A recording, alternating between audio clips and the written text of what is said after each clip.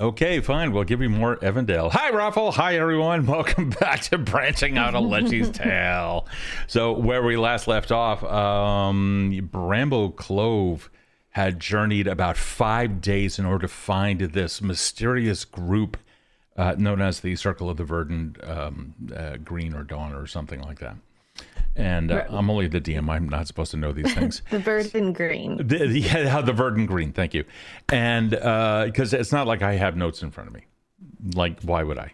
That I'm not actually reading right now, and I really ought to. Are we like role reversaling? Because I have all of my notes. I actually started taking notes. This is the beginning of my branching out journey, personally. This is your branching out journey.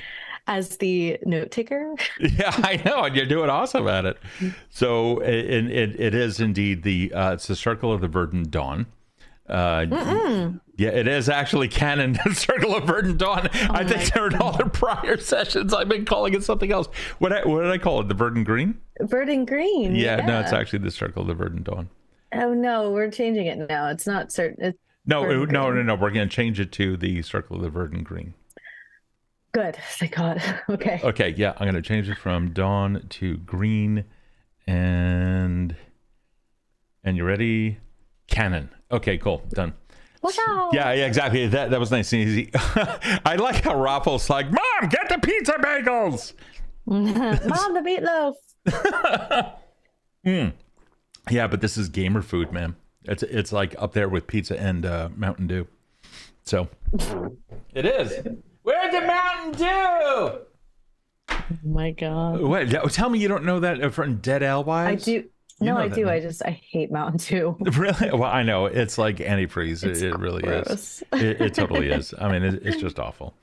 So Bramble Clove had come across the Circle of the Verdant Green and came across this pixie, dryad, rather. And found out that that's actually a member of the circle. And why are we here? In order to find the last seed, or excuse me, the last seed of the last Leshy, right? Or the first seed. Leshy. That's right, the last seed of the first Leshy. I don't have any wine in hand, so I'm going to blame it on that. It's like playing darts. You play darts better after you've had a couple of beers. So you're doing great. I'm doing atrocious. You're kidding me? So, wow. And with that, a series of missions was put out before you. You ended up retrieving from a giant spider. Do you remember the spider's name? It's not albatross. It's Abarax or no. Sassafras. No. Wow. It's three syllables, and there's an axe or like a. We're playing charades now. Okay, so we're legitimately playing charades.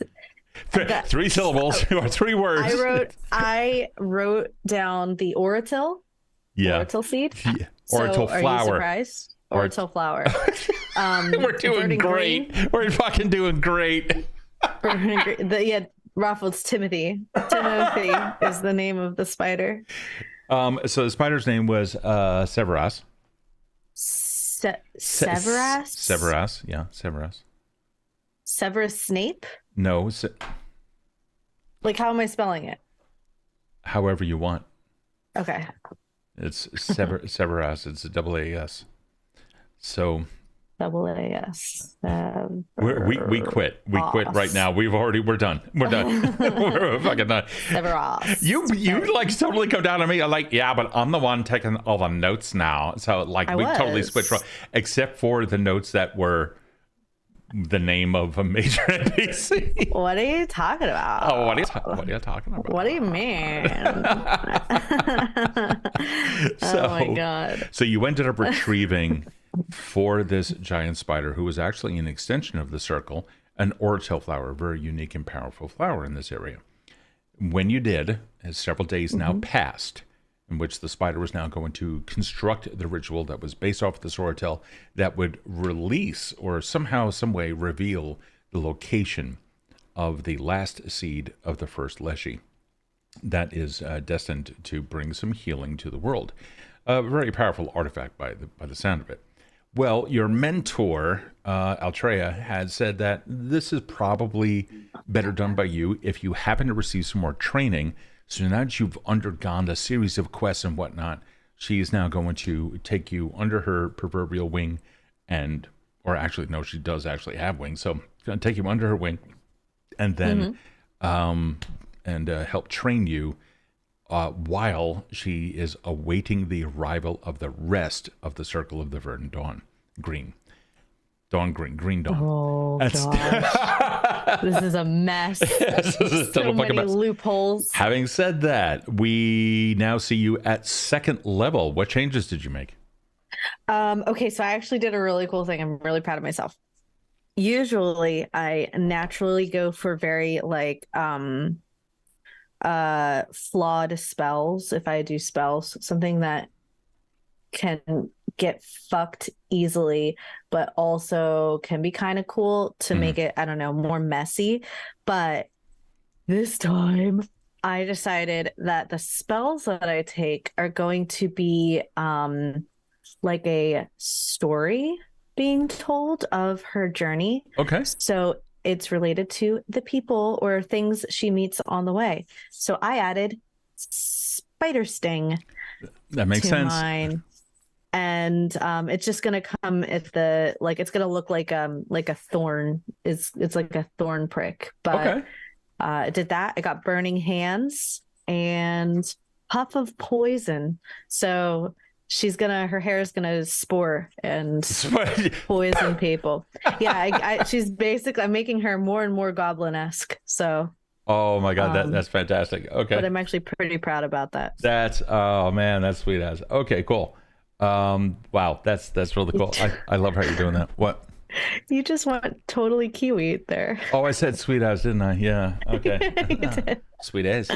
So my company is in New Zealand, so every now and then I talk about Kiwis just like I did today. So hello, Kiwis. So fuck me. Okay. Anyway, are you ready? To rumble, yes. Okay, let's play this game. So let's get some music in here. There we go. She's so cute. Who's Bramble. Oh, Bramble is adorable. Bramble's absolutely adorable. She's like Mr. Steal Your Girl. She's so cute. This little one over here. I love that. Yeah. And that is courtesy of Only Flaps here on Twitch, also known as Dredge on the Liching Hour. So, I have you've been told now over the next several days that the members of the Circle of the Verdant Dawn would be coming, and Circle of Verdant Green. Jesus. In my head, it's Dawn because I've been reading it this entire time. So you know what? It should be Circle of the Verdant Dawn. Bramble does not remember, so she's gonna miscall it the Verdant Green, and we'll see how that goes. Okay. Oh, sorry. You want to keep it that way? That way you're good. So I'm redeemed. Okay, good. Yeah, you're redeemed. It's Bramble's problem now. Oh God, I feel like I just totally gaslit you into that. You did. I'm so sorry. Okay. That's all right. That's fine. What do you mean? What do you mean? Damn it. It's just down the shitter. All right. We're not going to play a game tonight. Pedro, sponsor us. Pedro. Okay. Anyhow. What do you mean? We fucking can't. We can't move beyond this. Okay. We're not allowed to move beyond this. Alrighty. Several days have now passed, and you could tell that Altrea is starting to get a little bit nervous. Well, perhaps it could be perceived as nervousness, as some sort of nervous energy. She goes around in a typical graceful fashion, and yet seems a little bit more energetic than normal, as she brings new life to various aspects of the cavern, namely transplanting moss and mushrooms and other things here and there to provide a little bit more life and opportunity for them, not necessarily for aesthetics for us. Very nature-centric. Having said that, the first of the circle arrives. You see another dryad coming in. Her presence commands attention. She has an almost ethereal form about her that is adorned with a flowering gown of leaves and petals intricately woven into her bark-like skin. Vibrant flowers bloom in her hair, and her eyes shimmer with an ancient wisdom. The air around her seems to hum with the power of nature, and a calming aura envelops her. When Altrea sees her, she's like, "Alicia, it's so good to see you again." They come in and they embrace, and as they do, they begin dancing, and their flitting wings lift them up off the ground ever so slightly before they come back down. But soon enough, you hear the clomping of something, like hooves on stone, and coming through, you see someone also gracefully entering the room. Her hooves of a satyr, barely making a sound against the floor. Her wild curly hair cascades down her back, adorned with colorful ribbons and flowers. She wears an ensemble of vibrant, flowery garments that seem to mirror her playful and carefree spirit. Her eyes are sparkling mischievously, and her melodious laughter fills the air. "I was wondering whether or not you would be here." And the satyr then charges in. Altrea turns to you and says, "Bramble, this is Thalara Springwind. Satyr, bard by trade, if I'm not mistaken, unless you've changed, always the same." Next, someone else came into the cavern from beyond the waterfall. And everyone then turned around, and you can hear the creaking of wood. And like a sound that you've heard before. And you see a large branch making its way in, and then another one comes in, and then a giant head of an entire canopy of a tree comes in, and the ground itself seems to tremble beneath the weight of his mighty presence, towering far above the others. That treant that you met before, adorned with gnarled bark and moss-covered branches, his eyes filled with an ancient wisdom and a gaze with a calm but a resolute determination.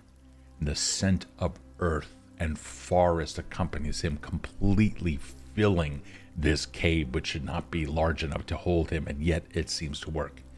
All of it evoking a sense of strength and protection. He looks down at you. We've never introduced ourselves, but I am happy to finally see you again." And he bows, a creaking sound as he does. And then, from behind him, swinging in on one of the branches, as if to say, "I'm going to make good use of this opportunity," because one branch was just left behind. You saw a lithe hand grab it, a humanoid hand, and then just kind of swing in just a mere couple of feet on the ground, very Errol Flynn style, comes in. You see an elf. And everyone turns around and goes, "Leora." As Leora glides into the room, her graceful elven form moving with an otherworldly grace. She has flowing robes that mimic the colors of the moonlit night, adorned with intricate patterns reminiscent of celestial constellations.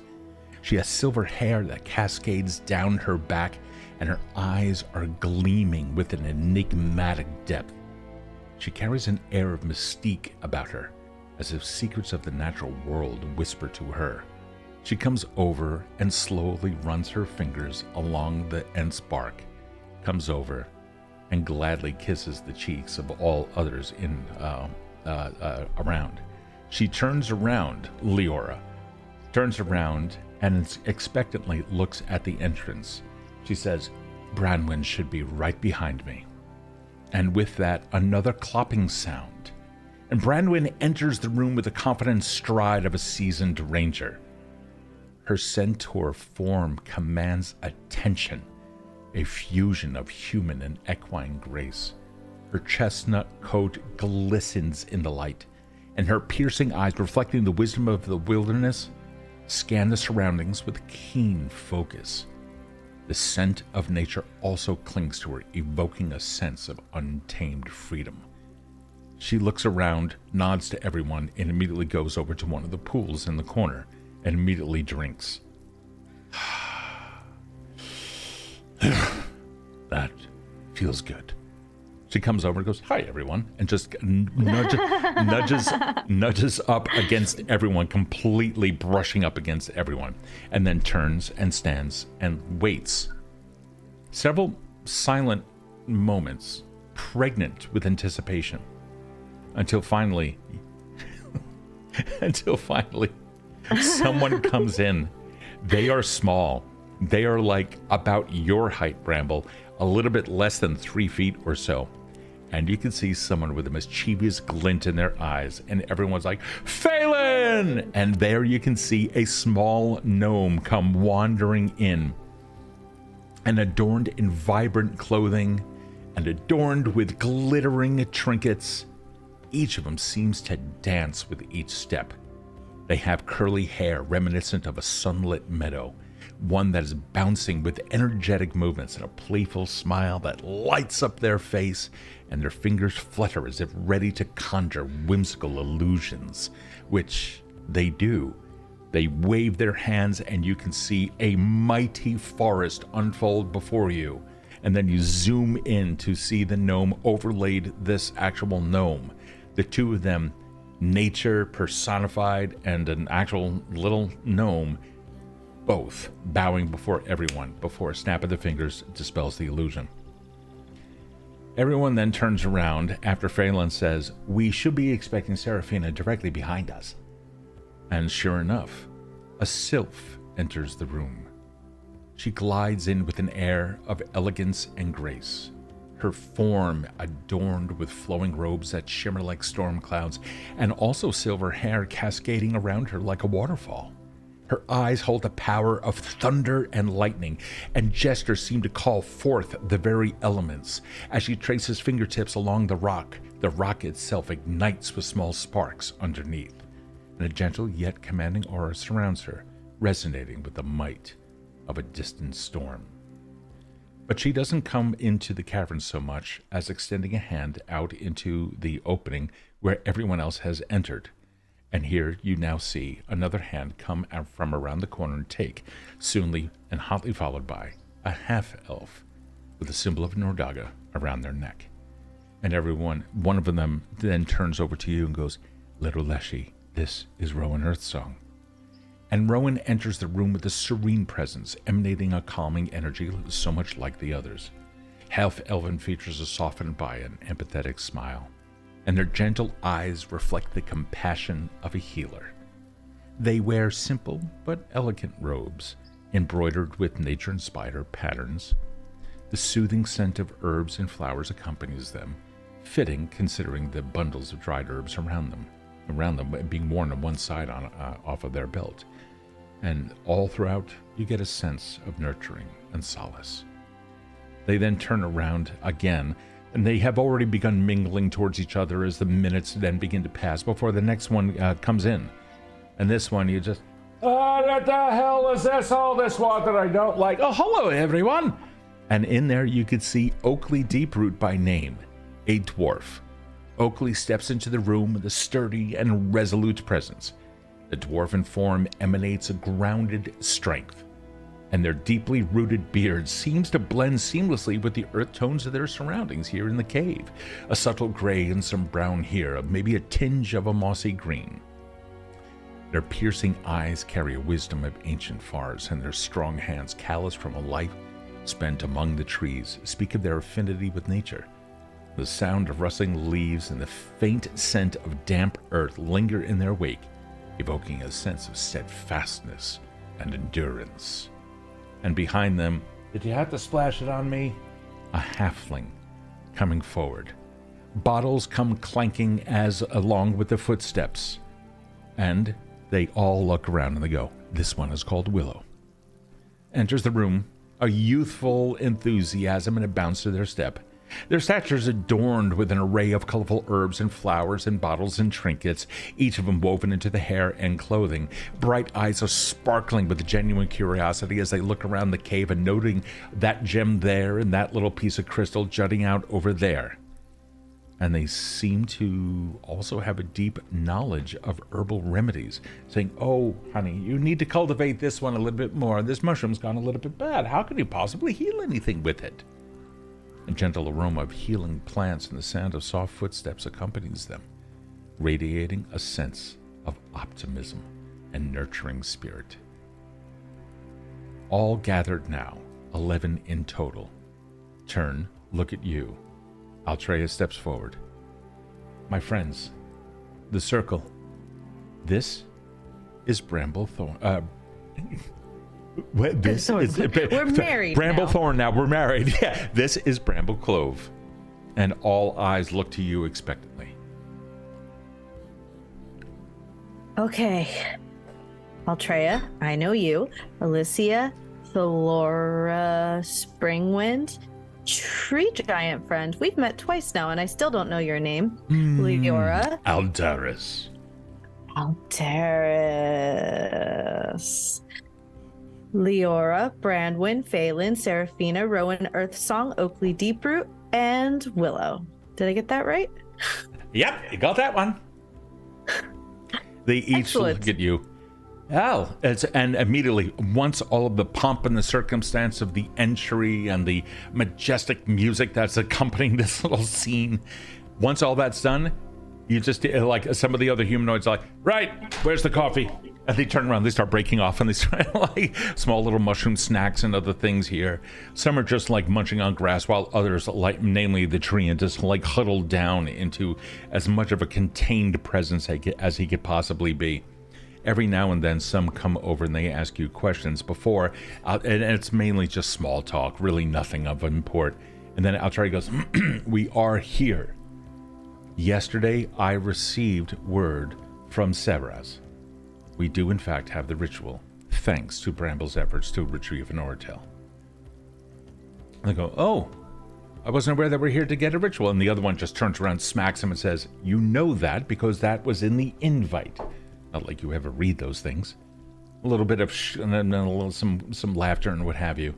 And they all turn their attention to Altreya, who finally sits down, puts her elbows on her knees, and clasps her fingers hunched over a little bit. And she turns and she looks over her left to look at Bramble. "You have a trinket.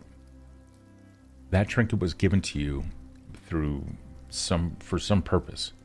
We believe the trinket itself holds the secret to that which you seek, the last seed of the first Leshy. Are you ready or willing to undergo a ritual that might actually reveal all of this?" Do I have to wear it, or do you just want it? Because I will totally let you, and I'd like start taking it off. No. You came into possession of it. Therefore, it is yours. The question is, we don't know what's going to happen, but usually this kind of a thing comes with a vision. You will most likely be transported to another place. You may not see everything in clear detail, because some things are best left unknown. This is some of the mysteries of these things. But if you're willing to receive this vision, that will at least lead us in the next step to find the last seed. Yeah, I think I could handle that. And I'm like recalling when I literally sickled a whatever they're called to death. Okay. I'm like, I think I could do with a little teleportation. Okay. Well, your body will stay here. It's your mind that will go elsewhere. Okay. What do I have to do? All right. Everyone, and see various drinks and foodstuffs, and the halfling's like, "Hold on." Okay. Yeah. We have to go up to the glade for this. Like, oh, Right. Oh, of course. And everyone like puts down certain other like traveling items, and others take out. I'm going to bring some water. I have wine. Okay, that's fine. And the dwarf is like, I have some ale. If anybody in here needs the ale, we've tasted your ale. You can have here. And they turn around and finally someone here of taste.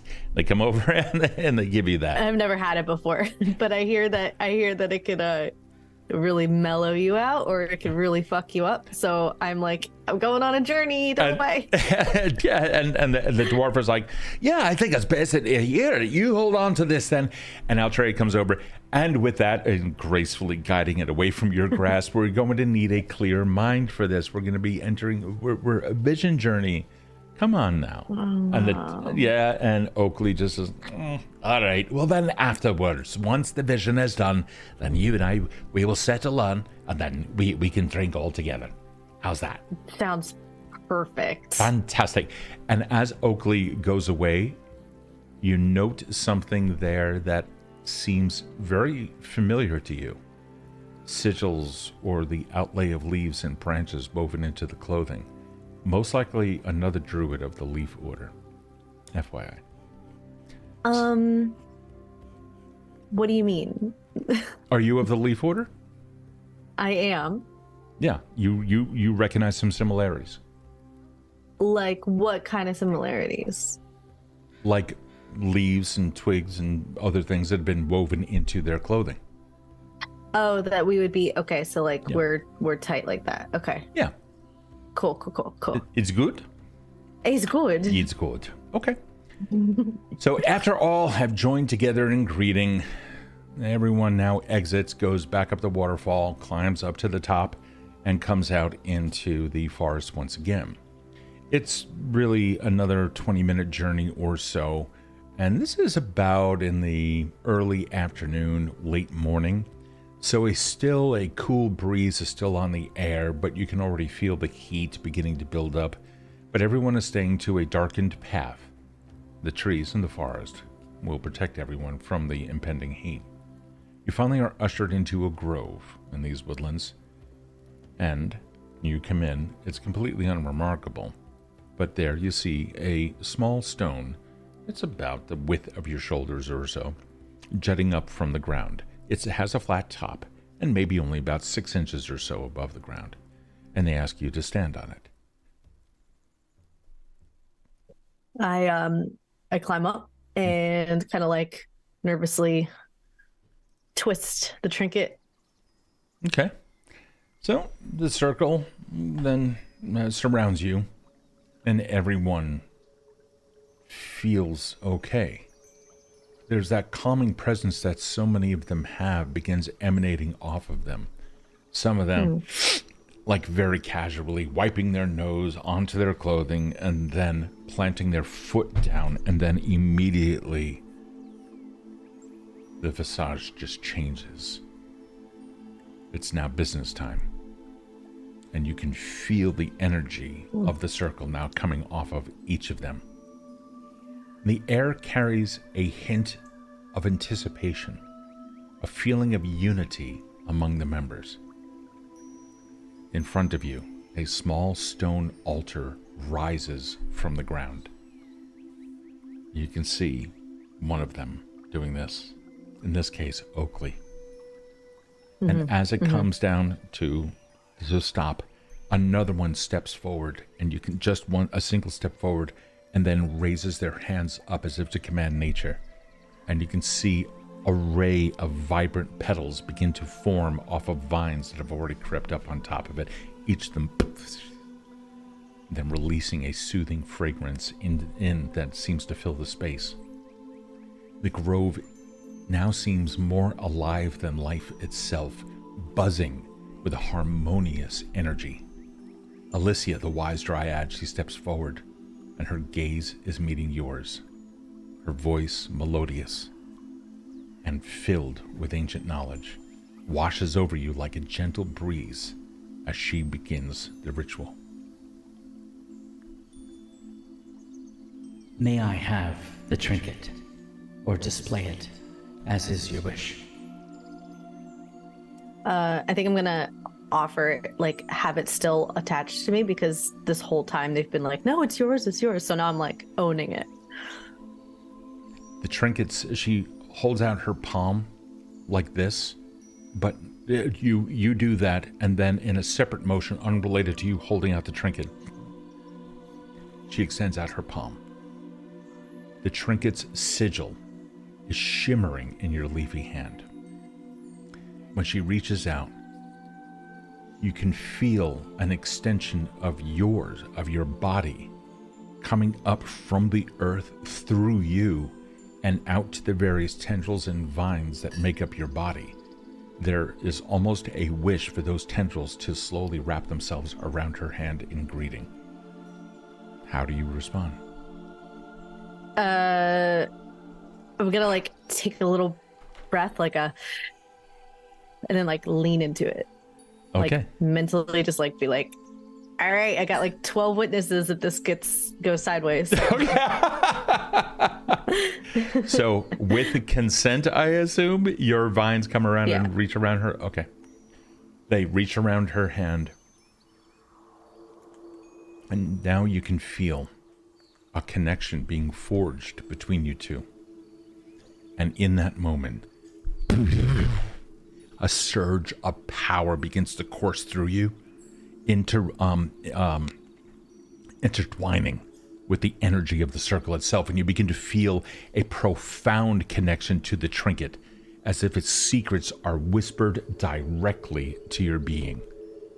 Alicia's voice intertwines with yours, a harmonious duet of ancient incantations, the likes of which you may have read about at some point in an ancient tome back in the archives back home, but somehow, someway, you know what words to deliver, as if the trinket itself is now educating you of the things to say. Alicia's voice intertwines, and with that with those ancient incantations, the words simply dance off of your tongue, guided by the essence of nature itself being delivered to you from that trinket. Your voice joins in a resonant chant. Everyone else begins to do the same, merging with the circle's magic, and the grove becomes an orchestra of mystic energies. As you speak the forgotten words of the incantation, you see flashes of ancient symbols and cryptic passages now begin to appear before you, each fragment revealing a piece of the trinket's hidden knowledge. But all of them yet are undecipherable. You don't know them. These are secrets that have yet to be revealed. But now you understand that these secrets lie within you. What the fuck? What? What happened? Zen just gifted 21 subs. Whoa! Oh my god! Holy shit, Zen! Thank you, buddy. Wow, that's amazing. 21. Thank you. What the fuck? Oh my god, Zen! Thank you, buddy. Really appreciate that. Zen. Holy crap, dude, that's amazing. All right, well, let's continue the reason why they did it. Yeah. So, wow, dude, thank you so much for that. That's fucking amazing. Oh my god. That was just incredible. Circle of the Verdant Zen.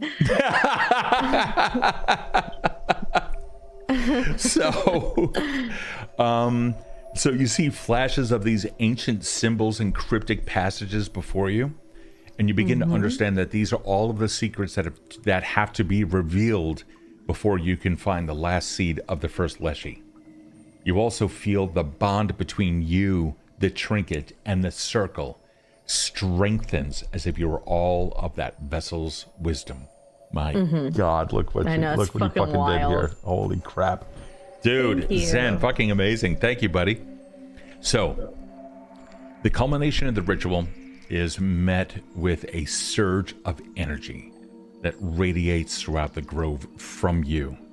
It rises up from the stone, through your feet, up through your legs, and out through your hands. You can feel your entire body now radiating this energy. The sigil on the trinket begins to glow with an ethereal luminescence, illuminating the grove itself even in these afternoon hours. Eyes begin to close in defense, but this is the power of Nordaga being channeled through you. You begin to see intricate patterns on your body, on the leaves itself. Each and every single one of your leaves and branches and vines now becomes interwoven with all sorts of sigils from ancient lore. More cryptic passages also appear. Each of these secrets will now be carried with you, and in time, once you have figured out what they are, they will be revealed. But you must do the work yourself. Each of the circle's eyes are already, while like some are averting them from the blindness quickly, they become adapted to it. And they begin to shine with awe and anticipation, witnessing the unlocking of the trinket's mysteries through your connection with nature. And as the ritual comes to an inevitable but gentle close, a soft sigh rustles through the leaves, and the trinket, now brimming with the circle's insights and your own secrets, you feel it meld into your hand. You and the trinket are now one. Bramble Clove, says the entire chorus. They say your name as if hearkening it before nature. And Altreya steps forward. Bramble Clove, the latest member of the circle, we welcome you. You begin to feel an indescribable bond with your companions and a renewed sense of purpose. The path of discovering the last seed is unveiled, and the weight of this great quest rests on your resilient branches. Will you undergo the vision to receive this knowledge now that you are prepared for it? That wasn't even the vision yet? No? Yes. Okay. I'll try it. I'm really excited. Oh.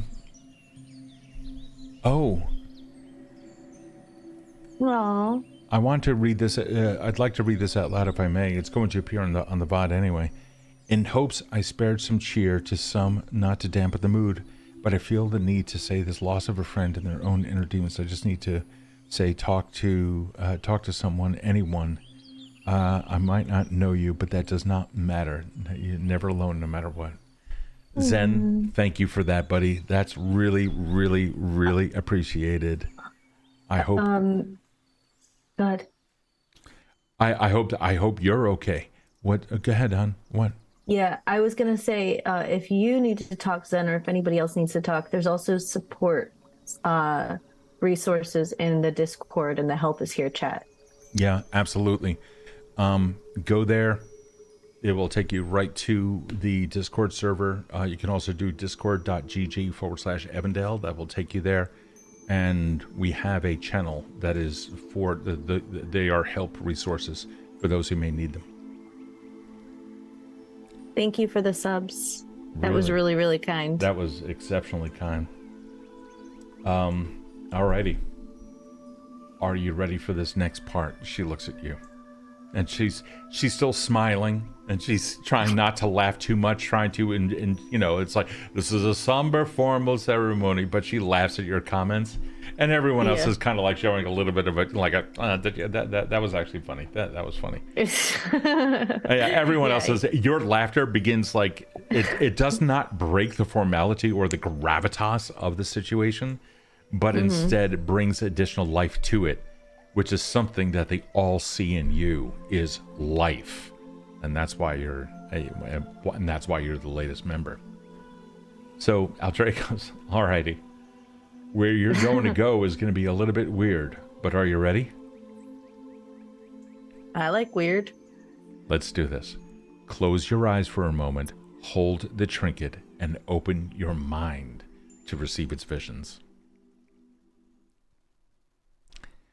You find yourself standing in a moonlit glade, nestled within a dense forest. Shafts of pale moonlight filter through the canopy. It's nighttime. You are in the day, but this is in the night. It casts an ethereal glow upon the surroundings. You sense an ancient power permeating the air, as if the very essence of nature sings in harmony with the hidden knowledge that you are seeking.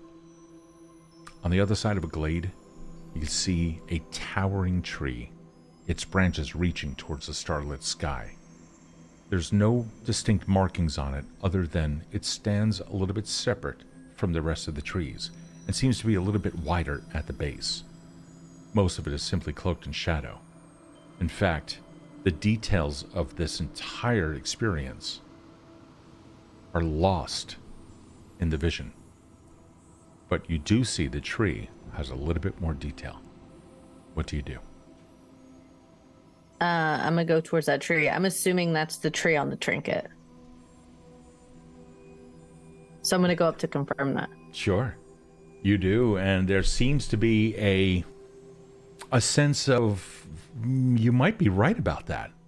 You can feel the trinket inside of you and without you, kind of like pulsing a little bit quicker as you begin to move forward. And as you do, the air around you, no less mystical, becomes just a little bit colder, as if you are now stepping into the realm of where that tree actually might be. As you step up to it, you can see a careful play on shadows has purposefully hidden an entrance into the tree's mighty trunk, and within, a path that encircles the inside of the tree would lead you up. Oh, I'm running up that path. At the top, you come into a warmly lit room. A dark figure, the size of a human, hunched over, stands shrouded in a shadowy cloak. They move with an uncanny grace, their presence both elusive and enigmatic. And around them, along the walls, a mess of books and trinkets and silver bits and shiny things, baubles and bracelets, necklaces and little nothings, all strewn about. And in the corner, a chair, one in which you now, as you look at that formerly empty chair, without crossing the distance between, that figure now appears there in that high-backed chair, inspecting something by candlelight in the corner of that nice little cozy chamber.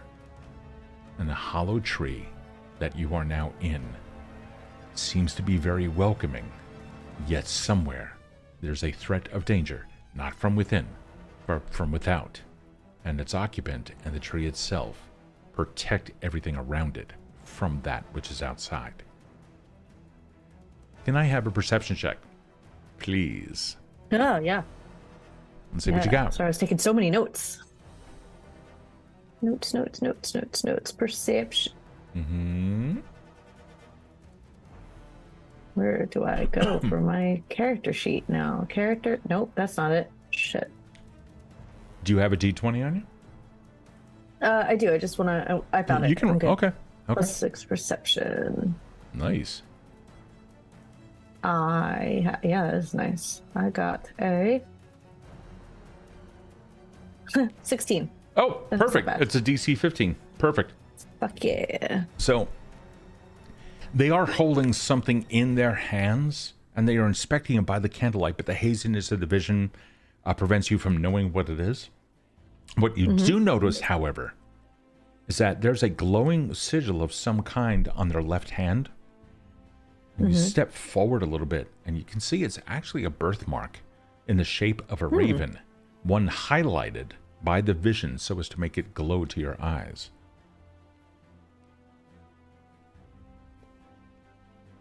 Which hand? Left hand. Left hand. Thank you. You are welcome. The figure is wearing a mighty cloak. Its sleeves very wide open at the end, and within that you can see that there is some clothing underneath, and the face, very hard to tell, obscured by the shadowy aspects of the vision itself. Much like when you can see out of your periphery detail, quite the opposite of what we normally pick up on. Our periphery typically picks up on movement.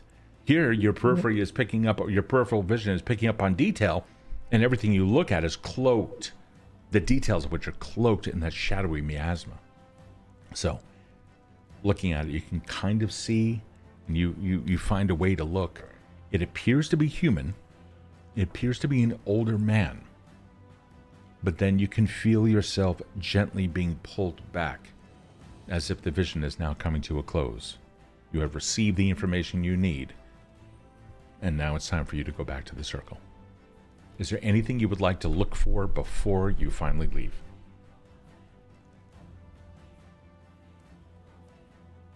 I would like to see if there are any of the sigils, like the leaf sigils, around here. Like, is he part of that kind of order? Or actually, yeah, if there's any sigils that would be indicative of a friendly druidic order.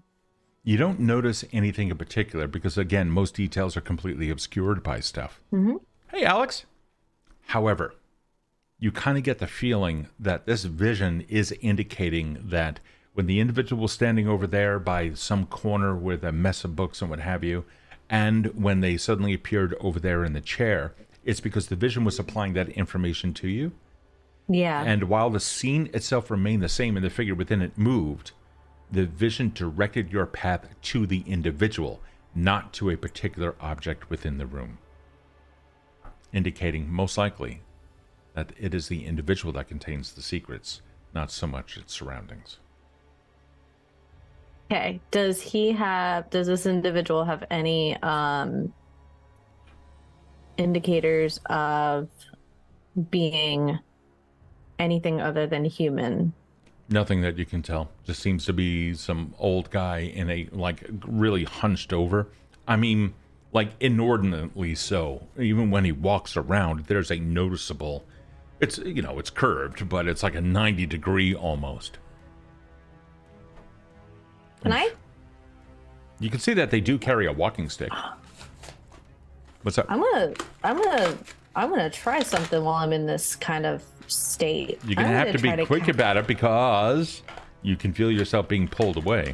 Yeah, I'm gonna cast light and see if I can get one good look at his face and lock that description in.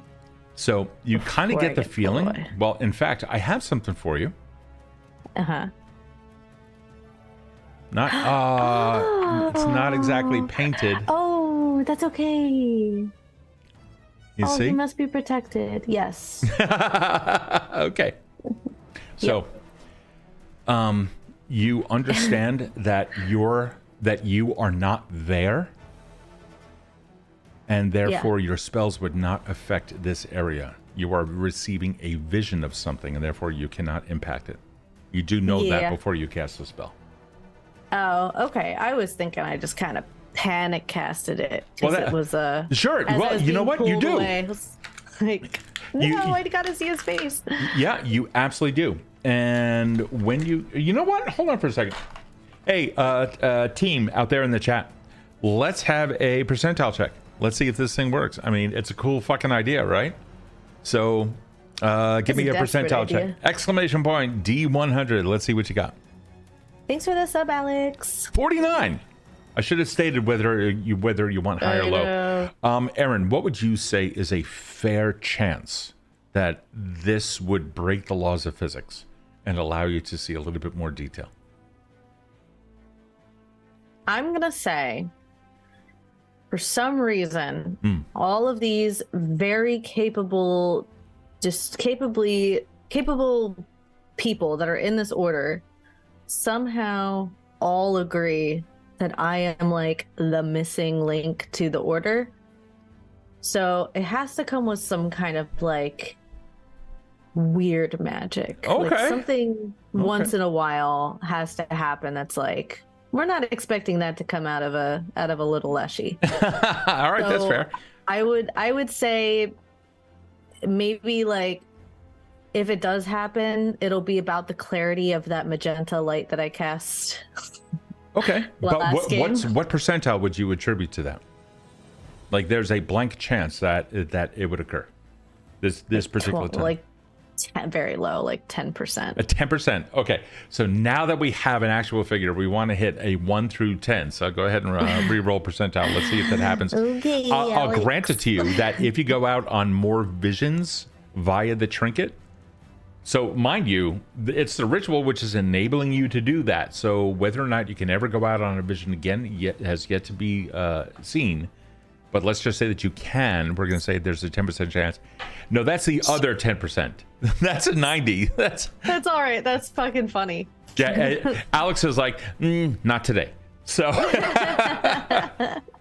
so with that, you can already feel the pull back to nature. You can already feel the scents, the musk and the flowers and the healing herbs and the other things that had surrounded the glade and nature itself. And when you open your eyes, you see everyone at the circle patiently waiting, all of them looking at you. Atreya steps forward. How do you feel? Number one, are you okay? I think so. I'm gonna like pat down all of like my limbs. Yeah. Limbs.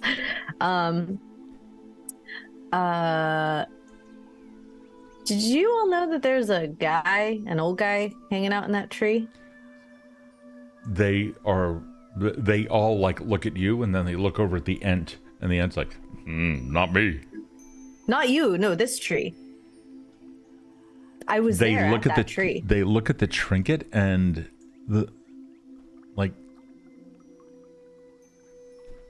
you see some of them are like, oh, this is gonna be good. Okay, well, and they have like a little cup of tea coffee. And they nestle in with their coffee, and and there's somebody who's like, if you have tea, you best spill it.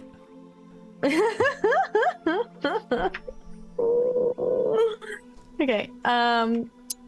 So I went somewhere, obviously, in my head. I went to this tree, and I could tell it was that tree because the heartbeats were matching.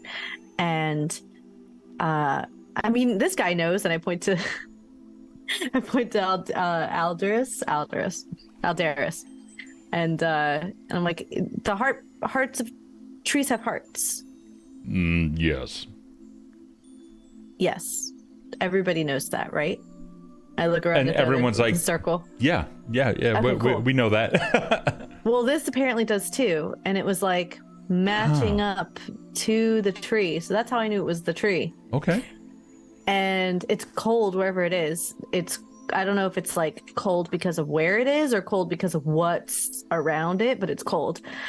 And there's a hidden entrance, and I went up the hidden entrance, and there's a guy living there, an old guy with robes, doing inspecting something. I couldn't figure out what it was, but he had a raven-shaped birthmark on his hand. So, as you were initially talking, many of them were like looking at each other, trying to figure out who the person might be, where this tree is, what it is. It's cold, and as soon as you said raven-shaped birthmark they on all his left hand. Stopped. What? They looked at each other, and then Atreya looks at you. Alicia steps forward and puts her hand on Altreya's shoulder. The two of them looking at you. What else can you tell us about him? Was he hunched over? Did he have a cane? Yeah, he did. He did have a cane, and he was hunched over. Altreya, do you know this person? Altreya looks over, and the rest of the circle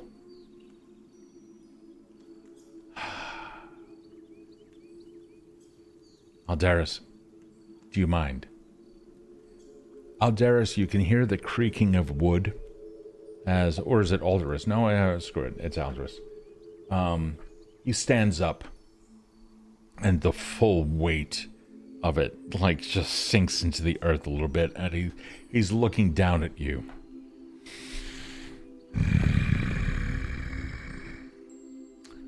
I remember a time, my friends. Yes. Listen closely to the tale of the lost tome and the hermit who became its guardian.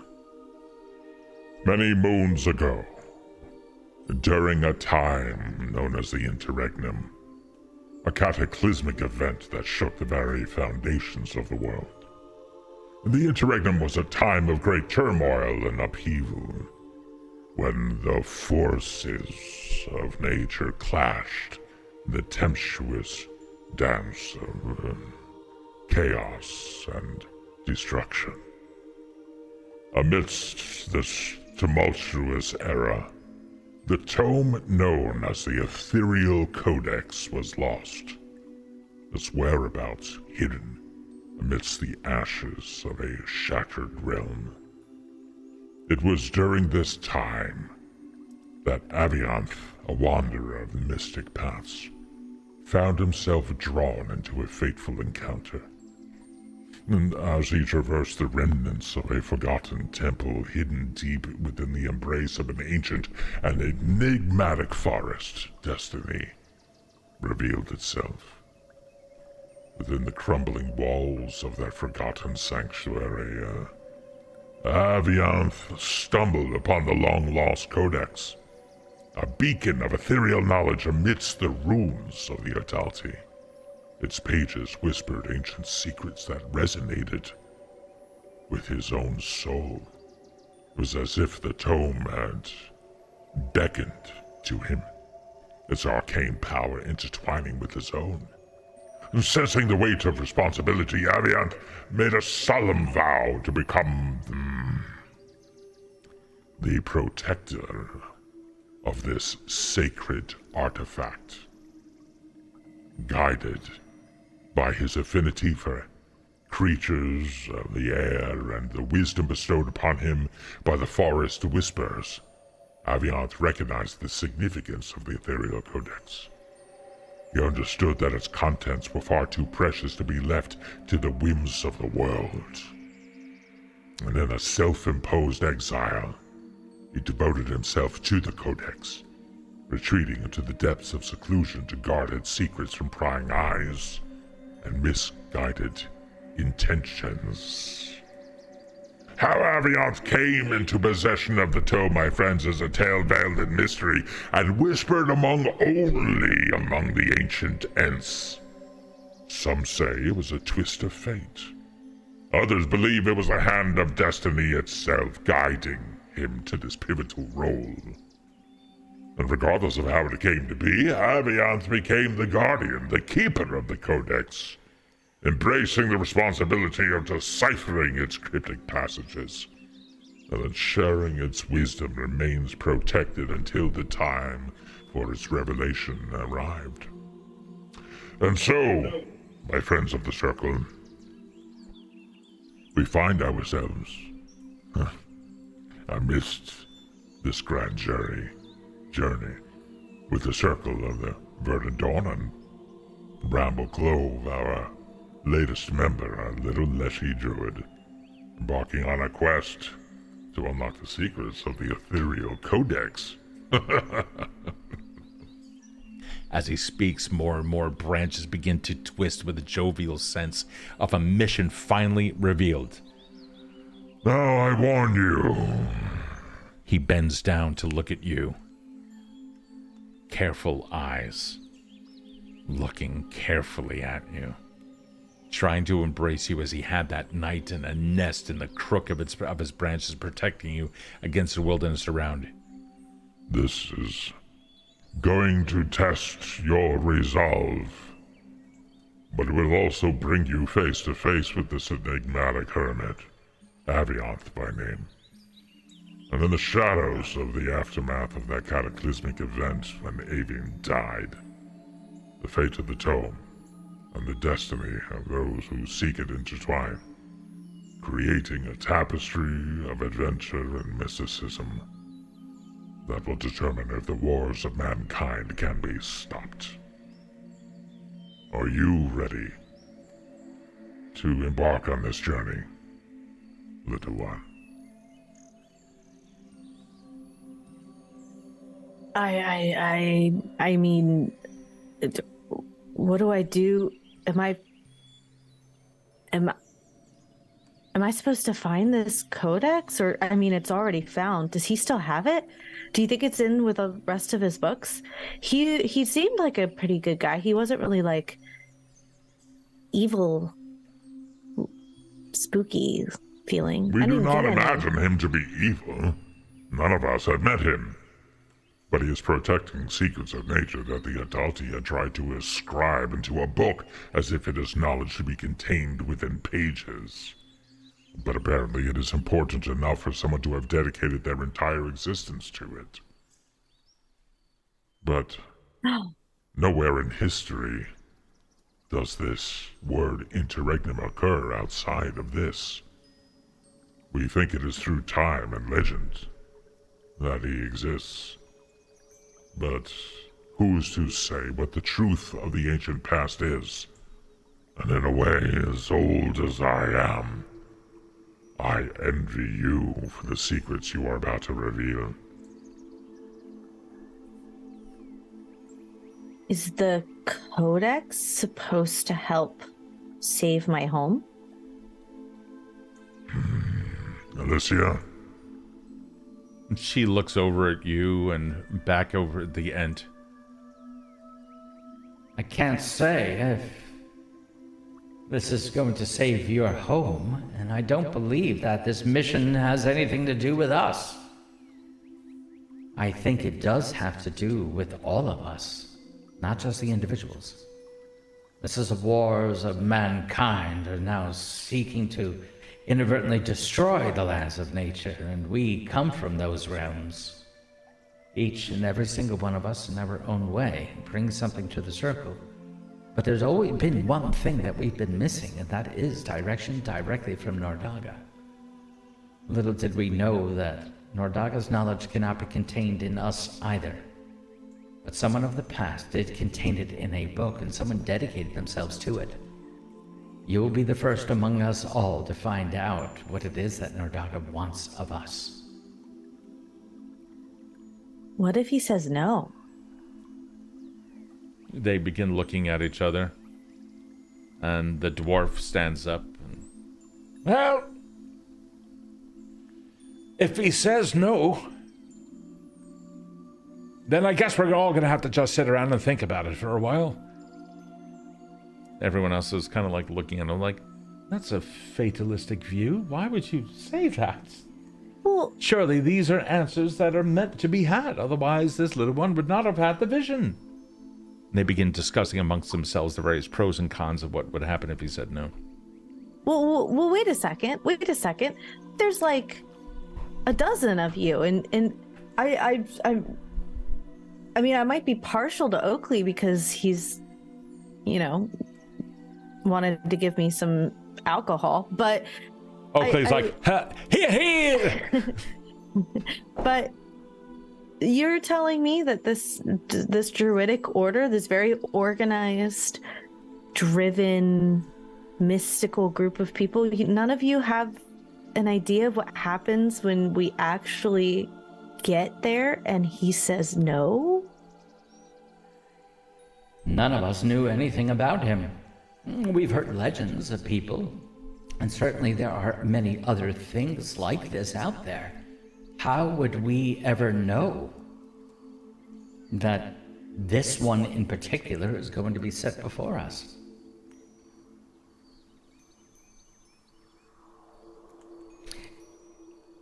Keep something in mind. Alicia looks around, her ethereal form still kind of dancing with her physical form. And she looks at you. There comes a point in time when ignorance is replaced by knowledge. If we had all the information, we wouldn't be a circle. There would be no reason for us to gather. Some of us are ancient. And she indicates the Ent. And some of us are new. And indicates you. Each of us have, at one point or another, brought something new to the circle. This is the new thing that we are going to learn through you, hopefully. If you wish to do it, that is. I mean, yeah, I do. I'm coming from a place where complacency was comfortable. And I don't want to join, I'm not saying that it's complacent here, but I don't want to join a circle that's okay with not thinking ahead. So, do you have control over what he will say? No. Nor do we. Are you going to take action to find out what he will say? Yes. Is that the opposite of complacency?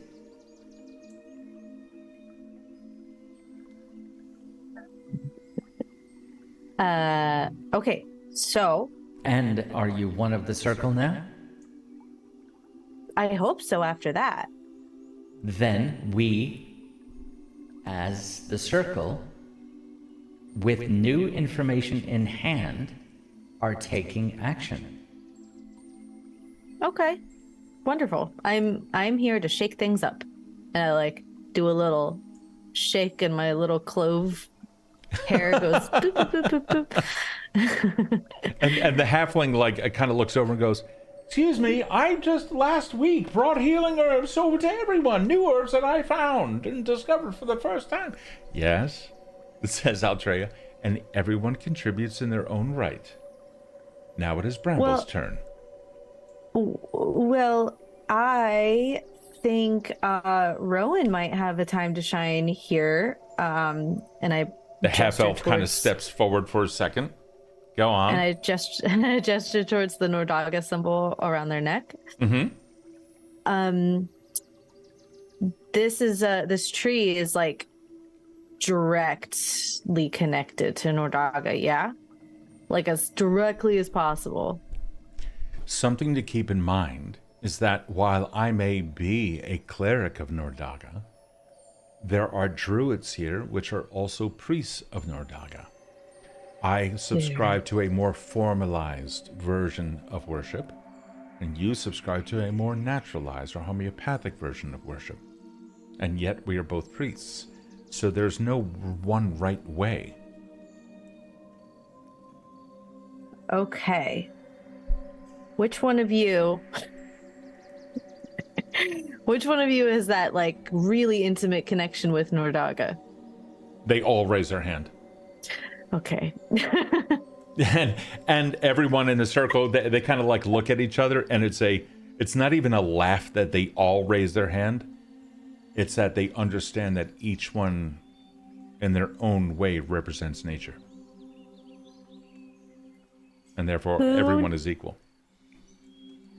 Who has an idea of actually Seraphina? She's like, go on. I love. Yeah, what can I help you with? Was Rowan a half elf too? Oh no, Rowan's a half elf. Yeah, Seraphina's a sylph. Yeah, I'm they're all go on. She's moody. Seraphina's moody. She's got storms all over the place. Yeah, exactly. So I couldn't help but notice that you are very in tune with atmospheric vibes. Do you know an area that seems a little colder than others, and yet ancient trees can still grow and thrive? You're describing so much of the Northern Realms. Any area that is north has ancient trees within it. Only the farmost realms do not have trees. So honestly, this could be anywhere. But it is not for us to determine where this can be. You are shown the vision, and therefore you will be able to find the path. I think it comes down to less reliance on us and more reliance on your connection with the trinket. Okay. Fair. So do I just go now, or can I wait until I have a drink with Oakley? Oakley immediately. Oh, there's always a time for a drink first. I just wish to put that out there, and the halfling's like, oh god. And several of the others are all kind of like looking around, and and they look at Oakley, and they just kind of like, there's a. You can have a drink first. You underwent a vision, so yeah, you can have a drink. Recovery time. Oh, you'll need it. then there's like a murmur. There's a laugh here and there, and the circle eventually ends up breaking up, and they all go into like some other area. Some are just like hanging out on rocks in the afternoon sun. The satyr and the centaur are out in the field, and they're just, like gallivanting around, and they're just having a really good time. Meanwhile, Oakley's like, hey, so you're gonna need a mug. Oh, boy. No problem, you got your cup. Don't die. No, it's not. I got you covered. Vomits out a mug. No. Oh god. Oh, are you okay? Yeah, I swallowed it wrong. That's all. That's fine. I'm all right. I won't die this time. That's what she said. What? He said you swallowed wrong. Oh god. Anyways, I don't have a mug. So, wow. So Oakley, holy shit. Okay, cool. So, the oh Jesus. Okay. So, fuck.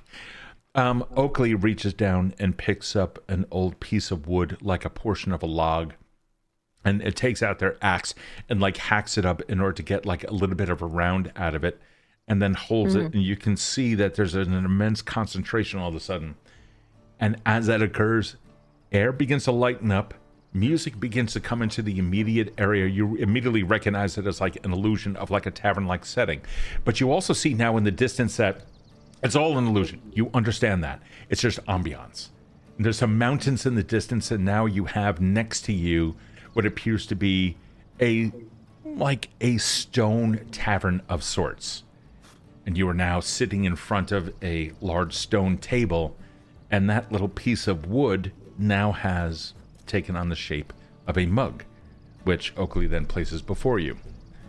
With that, you get something out of the corner of your eye, and you can see the gnome, Phelan, is just finishing up creating that illusion, and looks over at Oakley and moves on.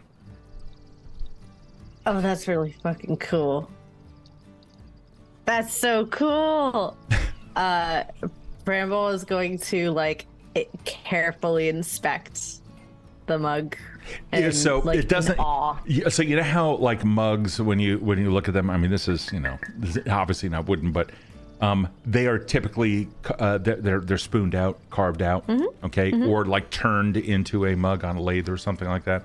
But either way, you can tell that it was the side of a tree or what have you. You can see the grain. This actually looks like that the whole mug was grown into that shape, and you can see that there's like some like decoration in the handle, which is not carved, but again, simply grown in. And as you turn the mug around, you can see the same sigil on your trinket now on the mug. Made that special for you. Oh, it's beautiful. So will it stay like this forever, or is this also an illusion? No. That's the real thing. That's your shaping wood. No, all of this, I mean, you could thank Phelan for that. And Phelan is just like, hello, and this goes off. Now, if we're going to drink to something, there's a rule. The very first time that two people come to drink, they share something about themselves. I, Oakley, come from Gractheric, far down to the south. Not too far, but far enough. My entire clan has overseen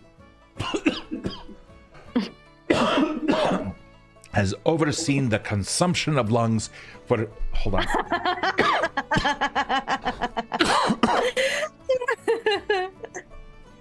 My entire clan has overseen... Sorry. Hold on. Is there any water left in this? No, go get some more. I'm gonna need some in a second. My clan has overseen the growth of woodlands directly above old family burial grounds for a long time. And so I handed down that duty. I ended up joining the circle way up here to the north of my own homeland many years ago. I was one of the founding members, in fact. But no one here is more important than the other. That is my story. What is yours? Hi, I'm Bramble. Hi, Bramble. Everyone stops and waves. That's Barbara. And you see, like, Barbara's, like, sleeping, like, in a little sunny spot, like a cat. I come from Willow Thicket, and I was the archivist, and I was kind of put there, actually. And then, like, she sort of, like, eases into it with her, like, her mug, and she's, like, circling the mug around like this. And she's like, I just kind of was put into that job. They didn't really think much of me. I was pretty good at magic growing up, but not like the other Leshies. I kind of was unreliable, but I was really smart and clever and curious, and they just gave me the boring bits and were like, if you're smart and clever and curious, then sort all this out.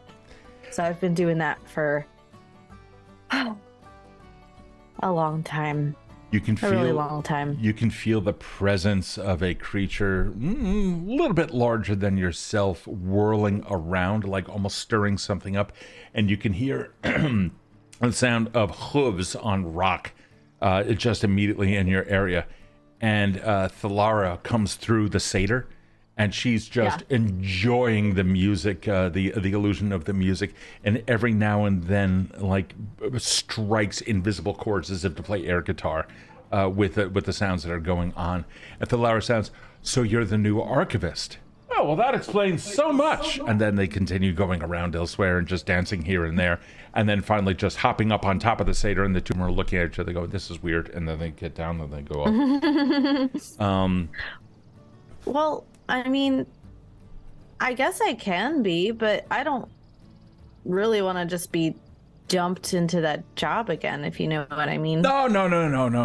I don't think that she meant that. I think what she is saying is that all of us have a purpose. Knowledge was one of ours. Unfortunately, time has come and the life cycle was completed for that one, and so she went into the winds. You are not a replacement, because you're also bringing the power of visions with you. So knowledge is your forte. That is what you bring to us. I think that's why they were kind of curious why you thought that the circle was without the ability to act. We didn't know that we could until you arrived. And so you have to remember something. Nature is not organized. Nature comes and goes. That is why Leora storms. And you can see Leora just sitting there kind of like all gothed out. And Leora stands up just for a quick second and goes, I may be Druid, but I am of the night. And just like sits back down. Wait, I thought it was Seraphina. I'm sorry, that was Seraphina. Fuck yeah. Yes, Seraphina's like, I love writing notes. Yeah, thank you. You're good. Yeah, that's right. Favorite. That's right. It was the Sylph. That's right. Leora. That's right. Leora is the Druid. I apologize. And she's I have it directly in front of me. The Artemis kind of one. Yeah. She's got an air of mystique about her. Yeah. But yeah, Seraphina's like, I am of the night. Friends call her Susie. Yes, and she also happens to have friends who are banshees, so that makes perfect sense. Yes. That was a nice call. By the way, I definitely want to say thanks for the raid, buddy. I really appreciate that. Tales of Arisia have raided us before. And also, was it Gembu Night? Yeah. Gembu Night, if I'm pronouncing that correctly. Hello and welcome, and thank you so much for the follow for earlier. I appreciate it. Erin, thanks for the shout out. Did it go through? Should. Yep. There it is. Okay, just took a second. All right, cool. So everyone begins to, everyone contributes their own little bit of understanding of what your role in this is. There are healers, and there are people who understand how certain aspects of nature work more than others understand it. And yours is coming from a place of somebody who knows how to read the current knowledge and understands archival systems, something that no one here really does. In fact, I think the most modern of them all is the ranger, and even then, they've got berries and twigs in their hair. So, which one, Branwyn? Yeah. Okay, cool. All right. Yeah, the centaur's just kind of just kind of resting down on the ground, and every now and then they go, "Yeah, that's a trek. I could follow that. That's good." God. So. Oh my goodness! So, this is the spiciest Fellowship of the Ring ever. So with that, Oakley, sitting across from you, looks down at the monk, goes, "Well, now that you have said something about yourself, and I have said something about myself, it is now safe for us to be friends and now drink." And so they pull out it's an ale skin. You don't dare call it a wine skin. It's an ale skin. It's a little bit cruder and a little bit more, and takes it, squeezes it like a bagpipe. Just squeezes it right into the two mugs and holds it out. And it's like, "Well, here's to new friendships. Here's to the circle. Here's to Nordaga. And here's to the eternity of nature, and may we never steer clear of it." Couldn't have said it better myself. And I stick a little rolled up leaf as a straw into my mug. Erin, oh, thank you, honey. You didn't have to sub. So, I didn't.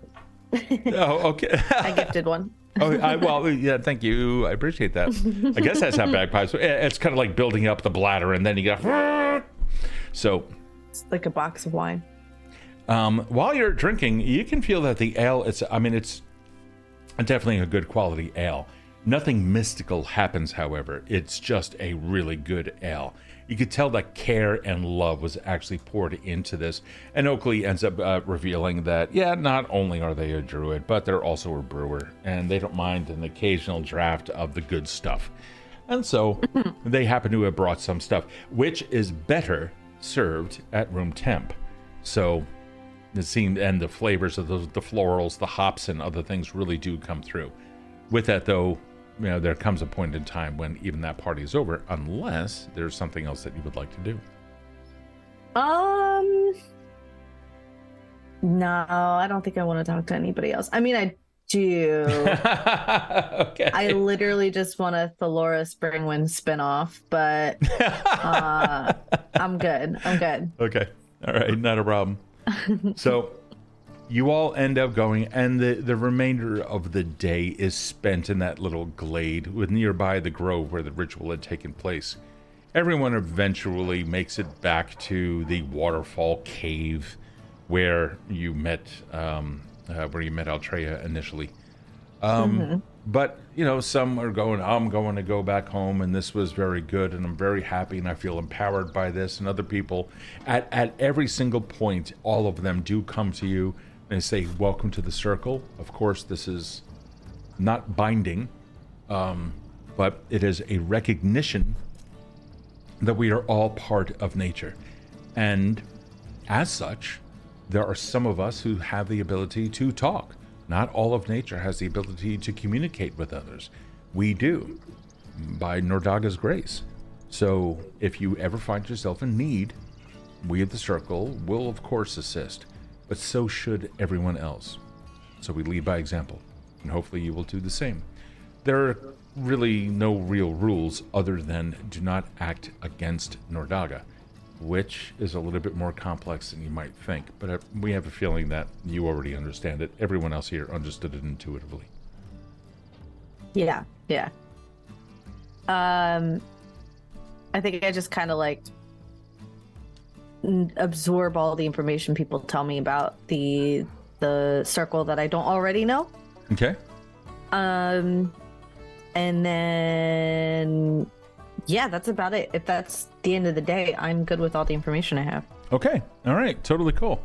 So with that, let me see if I can do something here real quick. I can. Okay, cool.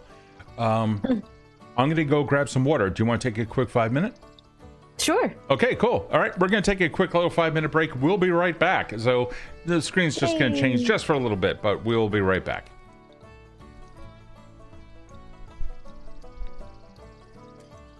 Oh, it went.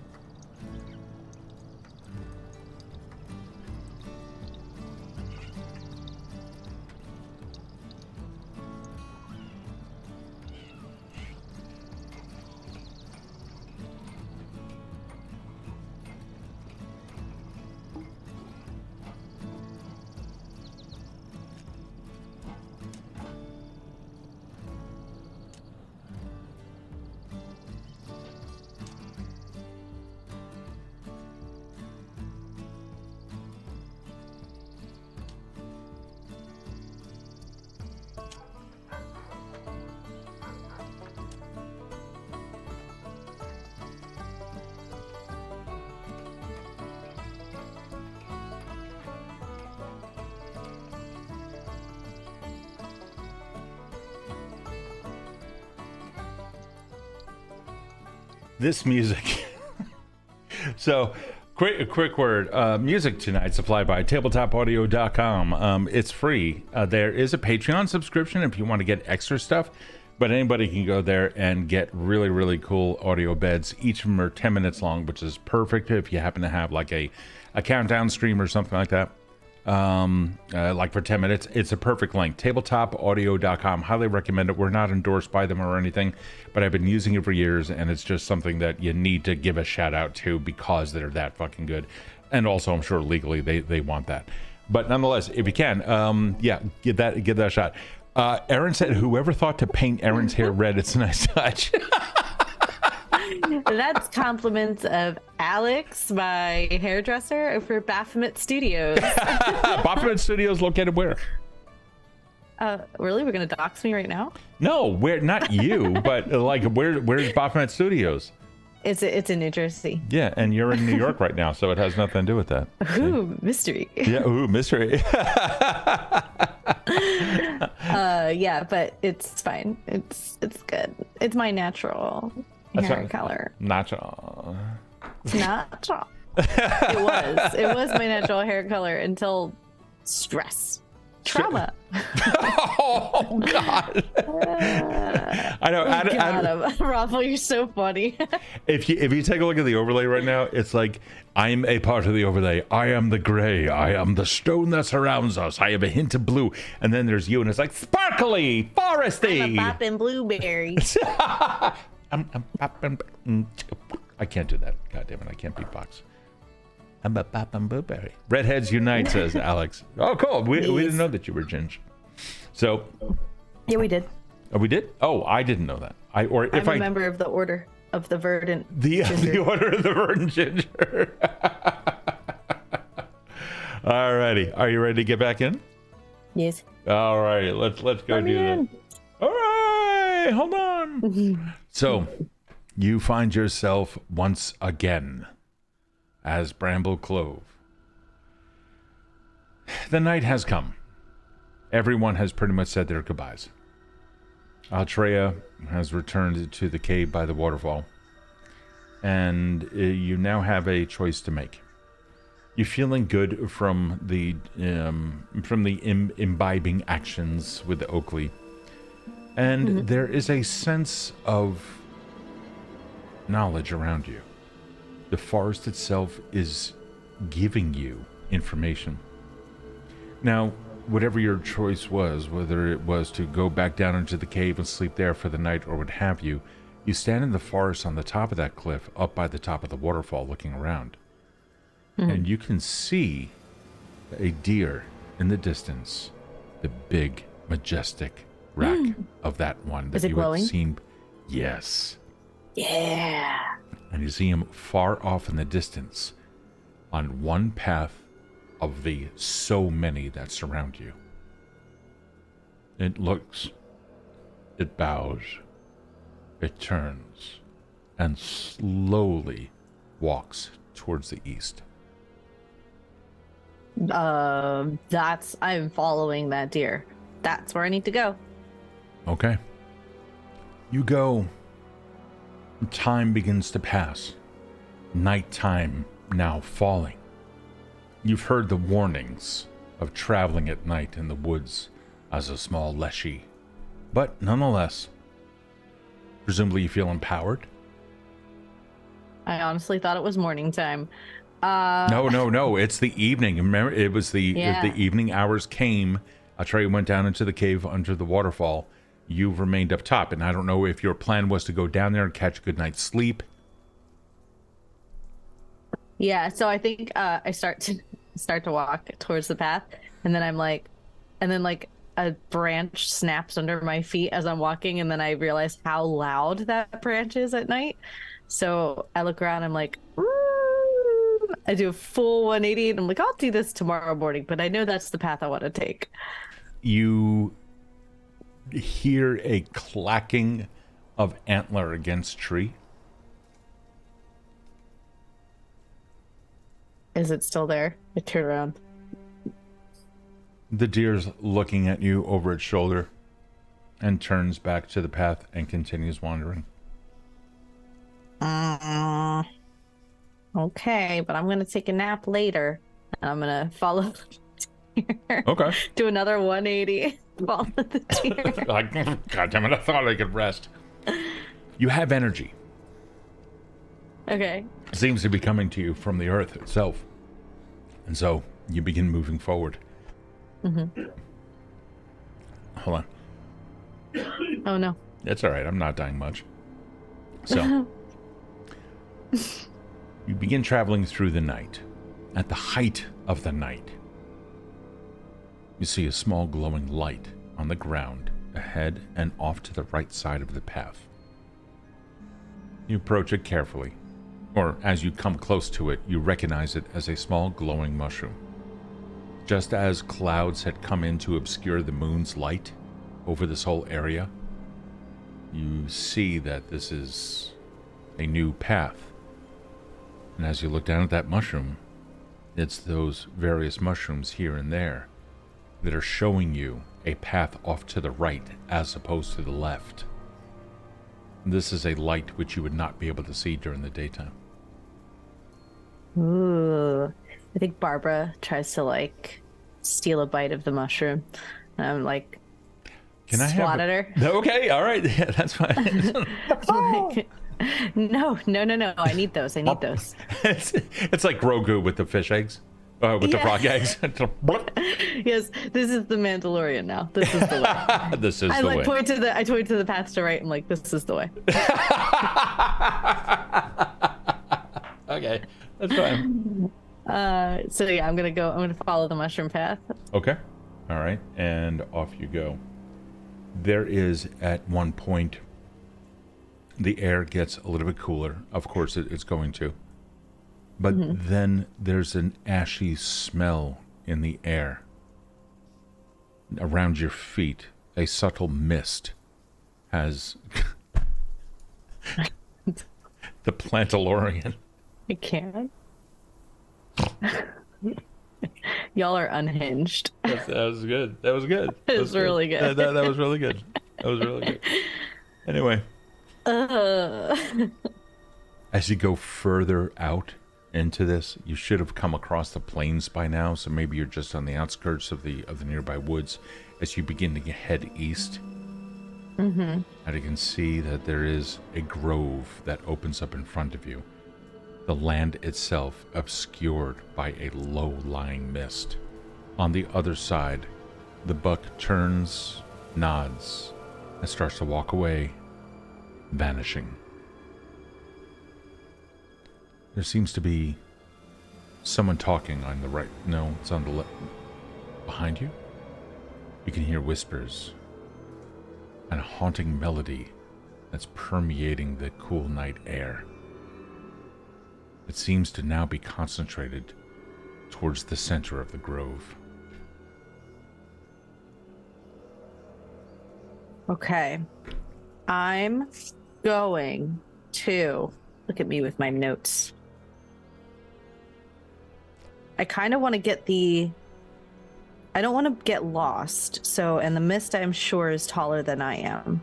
No, it's just low-lying mist around. It rises up to about your ankles. Oh, that's tiny. Well, Okay. you're 3 feet tall, so even if it's a third your height, it's still only a foot deep. So, Okay. but this is, it's like 6 inches off the ground. It's just a low-lying mist. And do I see anybody? No. Okay. I guess I'll walk towards the voice. As you do, you see it's almost like gas emitted from the earth that then were illuminated into a small glowing ball that you can kind of see through, and it just hangs out, begins to turn, and drifts slowly off in one direction.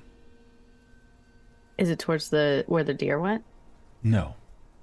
And then another one way off to your left, about a third of the way across the grove. Another one comes up. You can barely see out there aside from the illumination provided by these little motes of light that are now flitting about. Slowly floating, I should say. The moon above, only every now and then casting like a deathly glow on the clouds above you.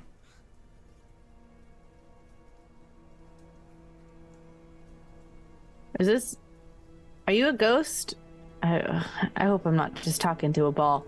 Hello? The balls turn, and then as you step in towards, you said that you step towards the sound. As you step into the middle of it, more and more until about a dozen of these little wisps of light just come up.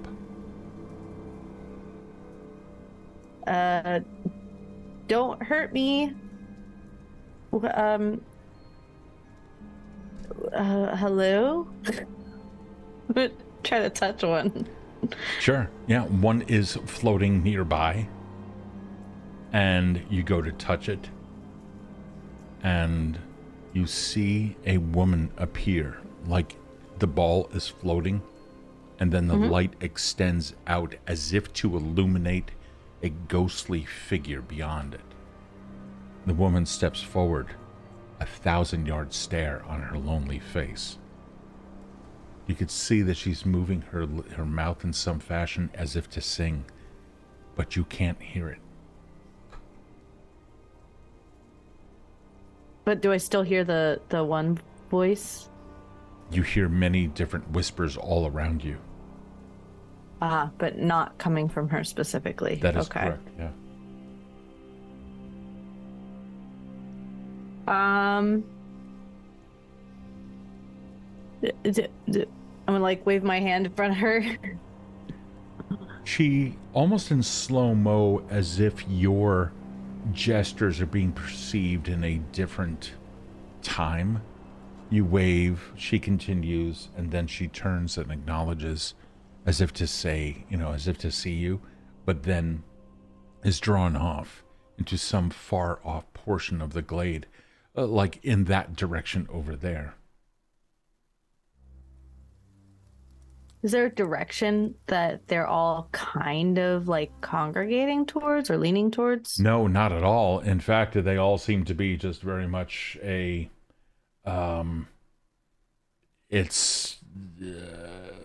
they're just floating around, seemingly aimlessly. Okay. Does it look like I'm on, like, I know that Oakley talked about he protected, like, a graveyard over top, like, that was buried deep below. Does it seem like this is that kind of situation? It does. And when you come to that realization,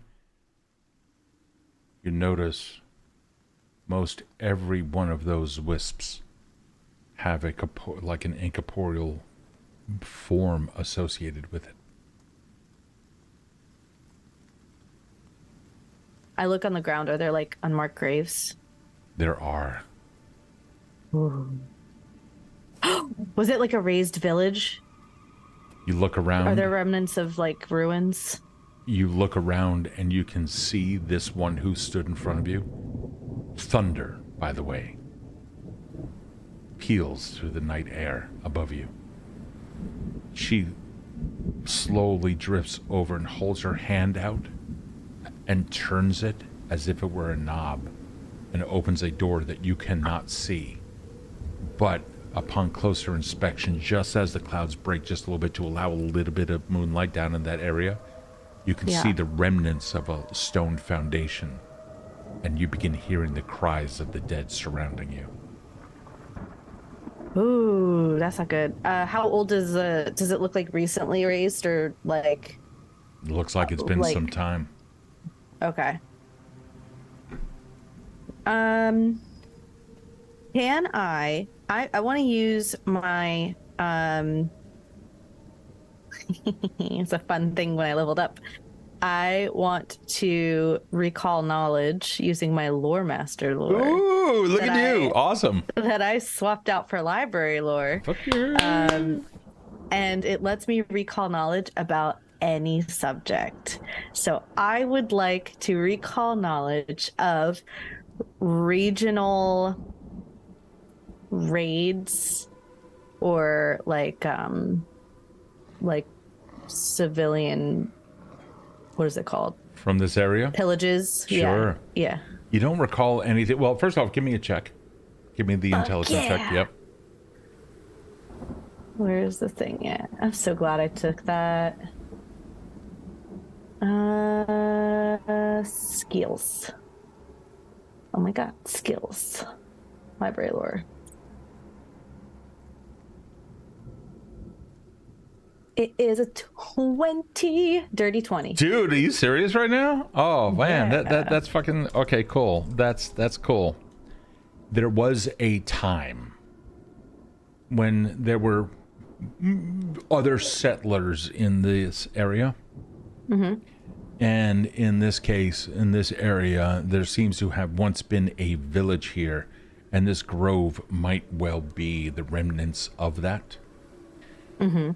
There was a time when also there was some nobility in this area before, it just it fell out. The local nobility died off or what have you, and much of this whole area had become just pretty much unknown.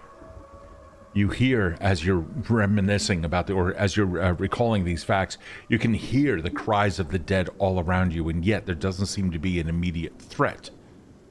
Having said that, you can also feel an energy rising in the earth that is still, cold, unparticular, and not biased. You understand, this area contains the dead who continue to live in this area. There was, at one point in this area, a musician, somebody whose voice could enchant the hearts of any that heard it. You remember her name from the studies, Ilara. And she was pale and beautiful young lady. And she would play a lute, a typical fantasy type of thing, right? And she brought joy to the local townsfolk and what have you. And amongst her listeners was a young nobleman, Alric. And he was captivated by her music and beauty. And their friendship grew into a passionate love, but it was forbidden. He was already betrothed to another by wishes of his noble family, and despite the challenges, these two continued to meet in secret, sharing stolen moments of happiness in this, a moonlit grove. Love affair was finally discovered by Alric's jealous betrothed, noble lady, who was driven by envy and consumed by a desire for revenge. And in a fit of rage, she orchestrated this horrific, nefarious plan, and under the guise of forgiveness, she invited Ilara to a grand masquerade ball, which would have been in a castle which was up on that hill not too long ago. Well, you're of nature, so not too long ago means a couple of centuries ago. But for humans, it was very short-lived.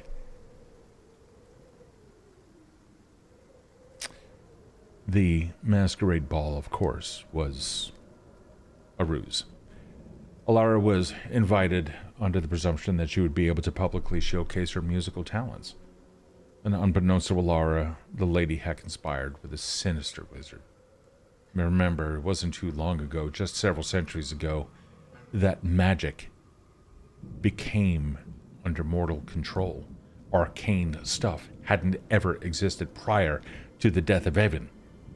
And so some weakened or whomever, some mage, if you will, conspired with the lady. And at the height of Ilara's performance, the mage had cast a spell upon her lute, transforming it into a cursed instrument. And as Ilara played the lute, a haunting melody came out of it, and her enchanting voice became twisted, inflicting a horrible and terrible curse upon any who listened. And trapped within this grove, you now feel are the ghosts of those that Alara inadvertently killed. Didn't I hear a kind of melody earlier? You did? Do I still hear it? No. Now the sky has taken on a deathly pall. Thunder rips through. Rain threatens the immediate area.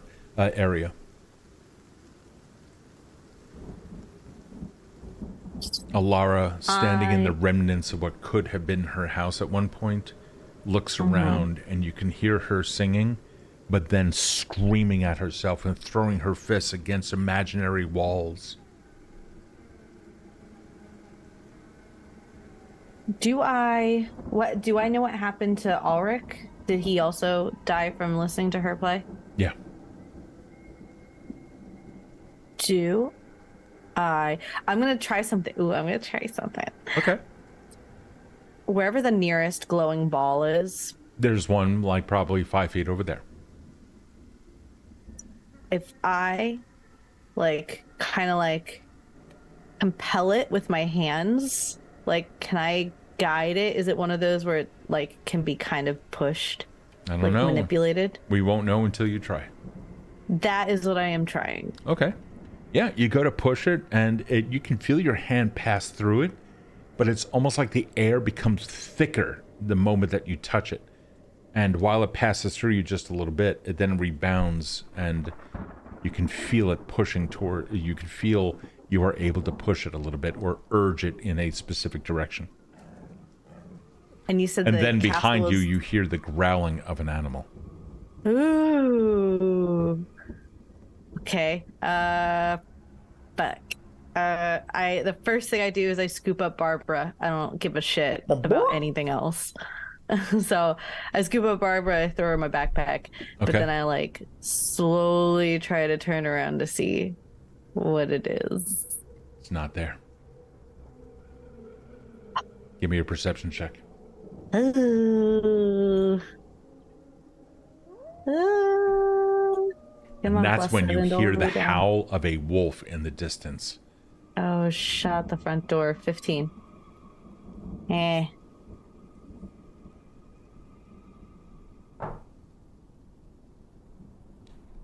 As far as you can tell, there's nothing out there.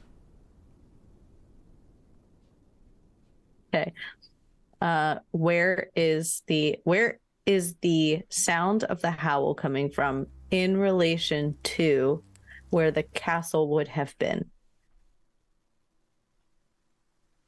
It seemed to have come from the direction of the castle. Oh, damn it.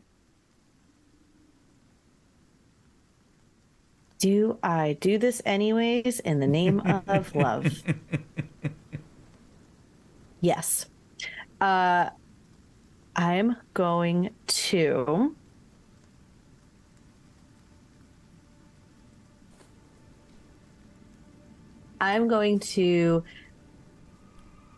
move. I'm going to freeze when there's lightning, but I'm going to run as fast as I can towards the castle. So, it's a little bit of distance away, probably about a quarter of a mile or so, and it's up on the hill. So it's going to take a little bit of time to get there. Are you okay with that? I am. A portion of that distance is going to require you to leave the glade, or leave this grove, and cross into open territory where anything can see you move. But you said that you're also going to stand still the moment lightning strikes. Mm-hmm. As soon as you begin to leave the grove, the weather begins to pick up, and you can hear the howls of the dead behind you picking up as well. You feel a sense of dread as you leave the grove, like there's something that is trying to pull you back into it, or warning you to stay away from what lies ahead. Oh, so either way, don't go that way. I wanted to try to find Alric's glowing energy ball. All of them are back in the grove. Oh, even Alric? I thought he was in the castle. There's no ball that you've seen. The castle is something that came from... You wanted some information about the past, There was at one point a castle or something there. Now that you've exited the grove, you can hear something behind you again, gnashing at the air. What is it? I'm gonna look and see what it is. Give me another perception check. Ooh. You don't like the spooky thing? What is it? Oh, it's a 14. 14? Yeah. All you heard was a sound. It had to have been close. You can almost hear the moisture in its mouth as it growled just a little. And then, far off to your right, across the plains and in the hills, another howl of a wolf. Lightning cracks, illuminates the area, reveals your position. And then silence from any animals that may be hunting you.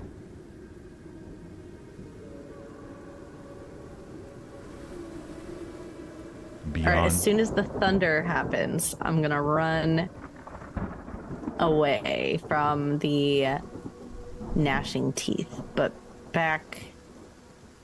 I want to try to get back to the grove. Back to the grove?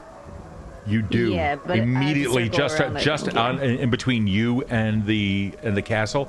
As soon as the lightning hits, or where it would have been up in the hills, as soon as the lightning hits, you can see a horde of ghosts that are slowly going in that direction. And one of them turns around, sees you as the lightning hit, and they all turn and start heading towards you. Wait, do they look like not kind? They did not look kind at all. The grove at least felt safe. Out here in the open plains where the dead can see you, not so much. Oh, well then that's a big negative. Fuck that. And I'm like, you go back into the grove? Yeah, I want to go to the safe space. Yeah, back to the safe space. Okay, you do. When you finally arrive, you're there. About the 15 or so globes of energy floating above the ground, waiting for you. Okay, which one of you is Ulrich? Oh,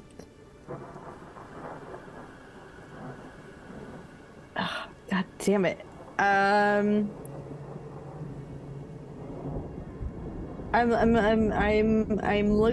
looking for a tree. Just gonna start walking through them. Like, I'm looking for a tree, and a guy named Aviat.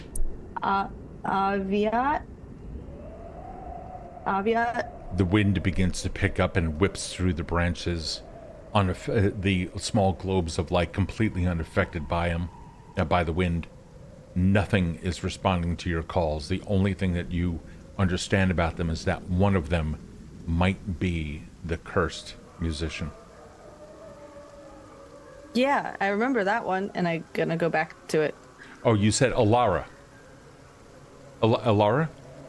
So Alara is the name of the lute player, and that's the one that you said I saw. Yeah. I'm looking eventually for Aviat, the hermit who has the ethereal codex. And at a loss of what to do. You have no you do not feel that this is where he is. This is a one stop of many on that journey to find the hermit. Yeah. You do not see anything that resembles the tree. This is just a place that you happen to have come across. I wanted to get a connection of, like, I wanted to create like a timeline of when, if they would have known something that happened in their time, if this was during the interregnum era.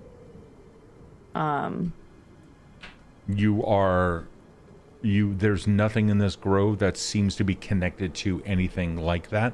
It's only connected to the other knowledge that you gained from this, that there was a musician, love, etc.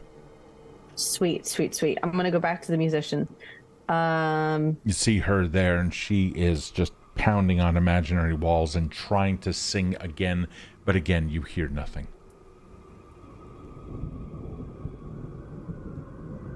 What happens if I put my hand in her. What happens when I put my hand inside of her glowingness? Does it feel different than the time I put my hand in the other one? As you do, you can feel a frost, like you can see a frost beginning to overtake your hands, until finally she turns around in just an absolute abhorrent scream. It just overtakes everything that you are for a brief second here. May I have a will save? Yes. Okay, +9, baby. Let's see what we got. Dirty 20. Oh, no shit. Okay. Yeah. Do you happen to have, let's see, you have recall knowledge, right?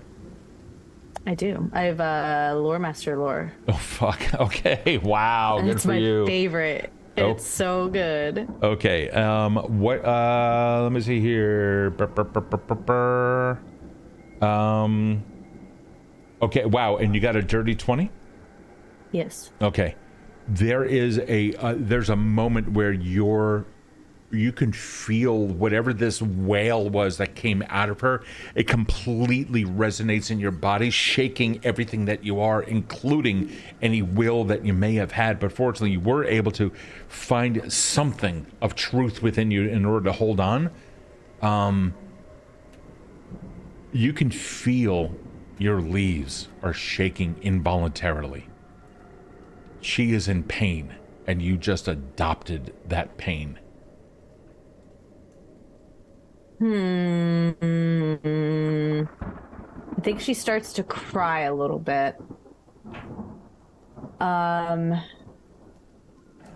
want to I'm gonna say Bramble's gonna start to cry, and what's the chances we can get you role playing that?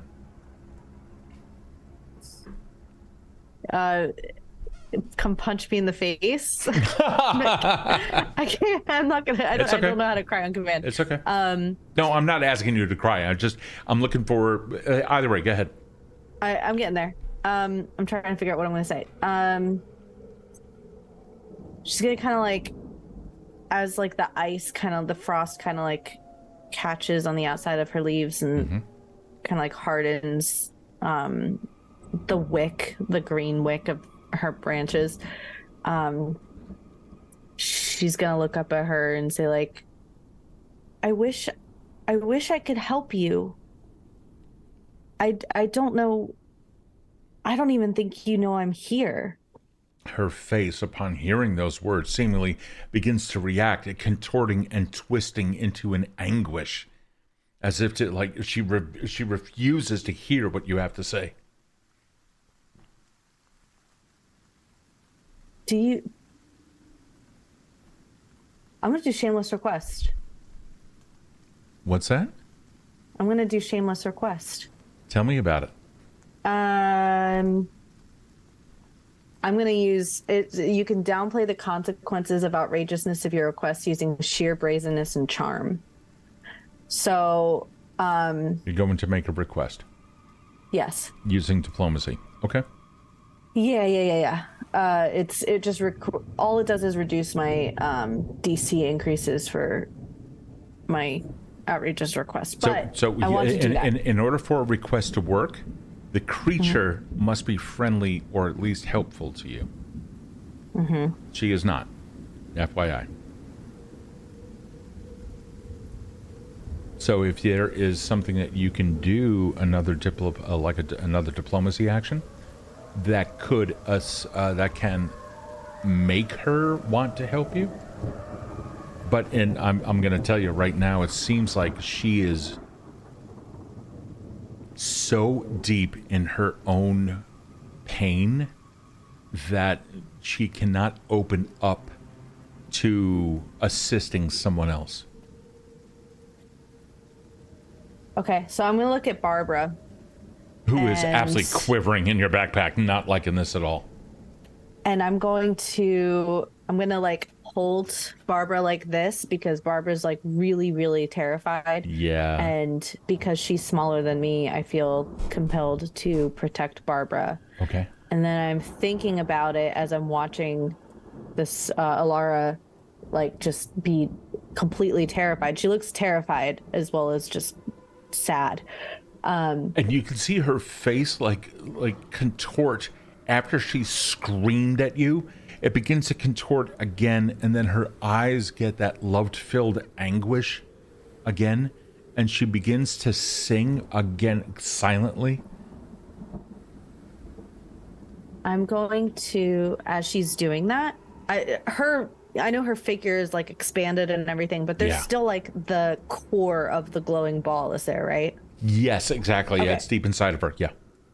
I'm going to, as I'm scooping up like dirt from like her home, like where her home was, I assume, I'm going to cast Healing Plaster and create like a cast, try to like create a cast around the ball, like a hug.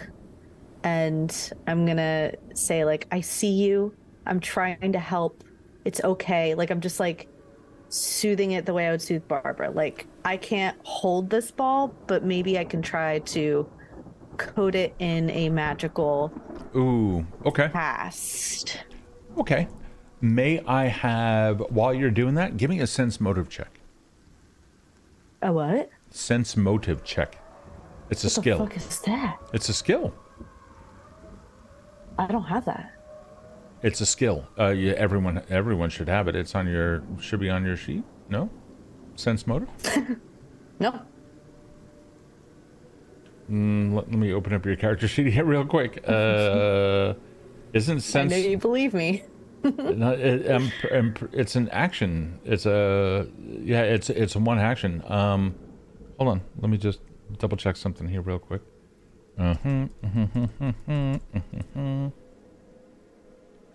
Okay. Hero Lab just loves throwing messages out at people. Let me take a look at your character sheet real quick. Okay, hold on. Un momento. Okay. Where...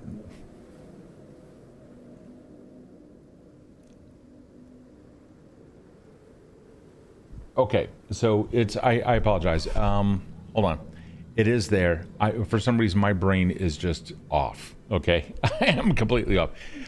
Sense motive is a basic action, I think. Let me just double check here. Yeah, I'm sorry. Man, it's been a while since we played Pathfinder 2nd Ed. Sense motive is a basic action that you can perform. So you try to tell whether a creature's behavior or not is abnormal. And it's essentially, it's a perception skill. So go ahead and roll perception. And that allows you to use that as a sense motive action. So roll perception. Okay. I apologize. It's against the DC of the creature's deception. Okay. Perception is what I'm doing, right? Yes, okay, perception. Cool. I apologize. Yeah, it's... No, you're okay. I really thought sense motive was like part of the skills, and then I forgot that they moved perception away from the skills, and it became its own thing. Where did it go? Profile. Here we go.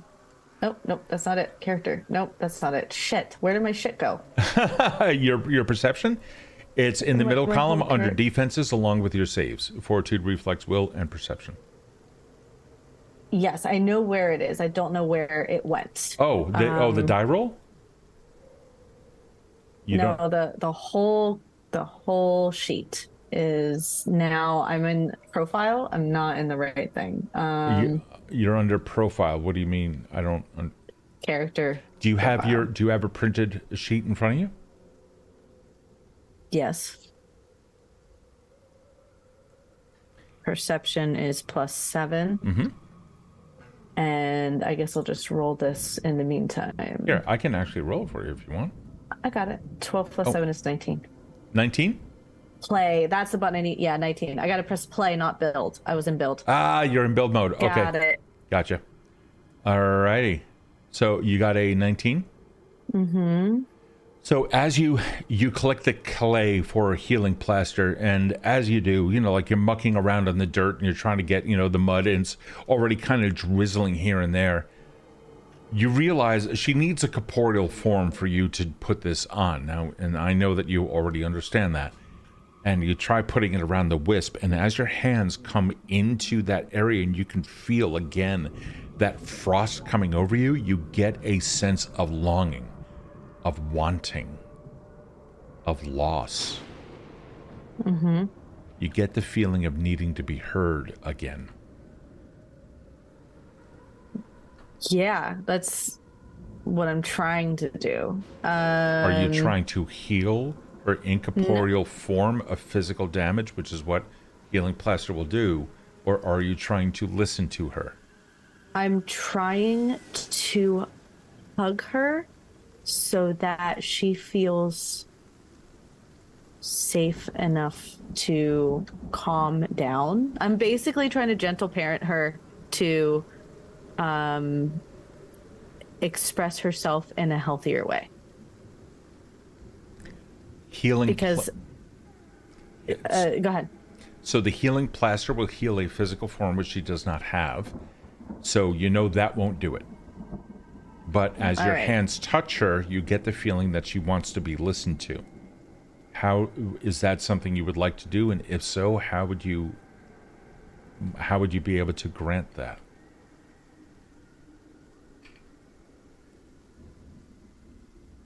So I have an unspent cantrip because I couldn't figure out what I wanted. Can I just pick something that I think would work?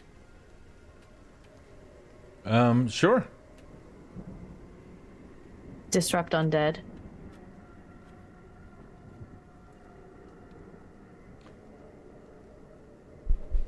Okay. So it hold on, what does it do? It lands as a target with positive energy, Which will destroy her and cause her a good amount of pain. I didn't know that. I don't want to do that. Yeah, that disrupt that was undead good. literally disrupts the undead. Yeah, she's very much in pain. Sad. If somebody were in pain near you, would you go, I'm going to disrupt you right now. I'm going to cause disruption. That was like an emotional defibrillator. It's not an emotional defibrillator. It's I need to smite you from this earth, you cursed undead person. Well, I'm taking that cantrip off the list. Fuck that. Yeah. All right. Well then. Gimbo Knight is like it's like it puts her out of her misery. So, I'm going to repeat. I'm going to repeat this again.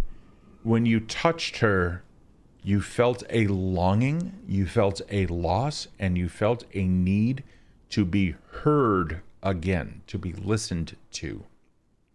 Then I'm going to sit down and listen to her. How do you plan on conveying that is your action to this individual? I'm going to stick my hand back in the ball and hold and clasp an invisible hand, like feeling like I'm holding a hand, like feel like it goes both ways. I'm trying to reach out to you, you try to reach out to me. Maybe we can help each other. I'd like to hear you. I'm here. Okay, all right, so you say that. Yeah. Your hands. Yeah, I say that. Okay, your hands are getting covered in frost as you maintain contact with her form and you begin adopting her pain. That pain is going to translate to hit points.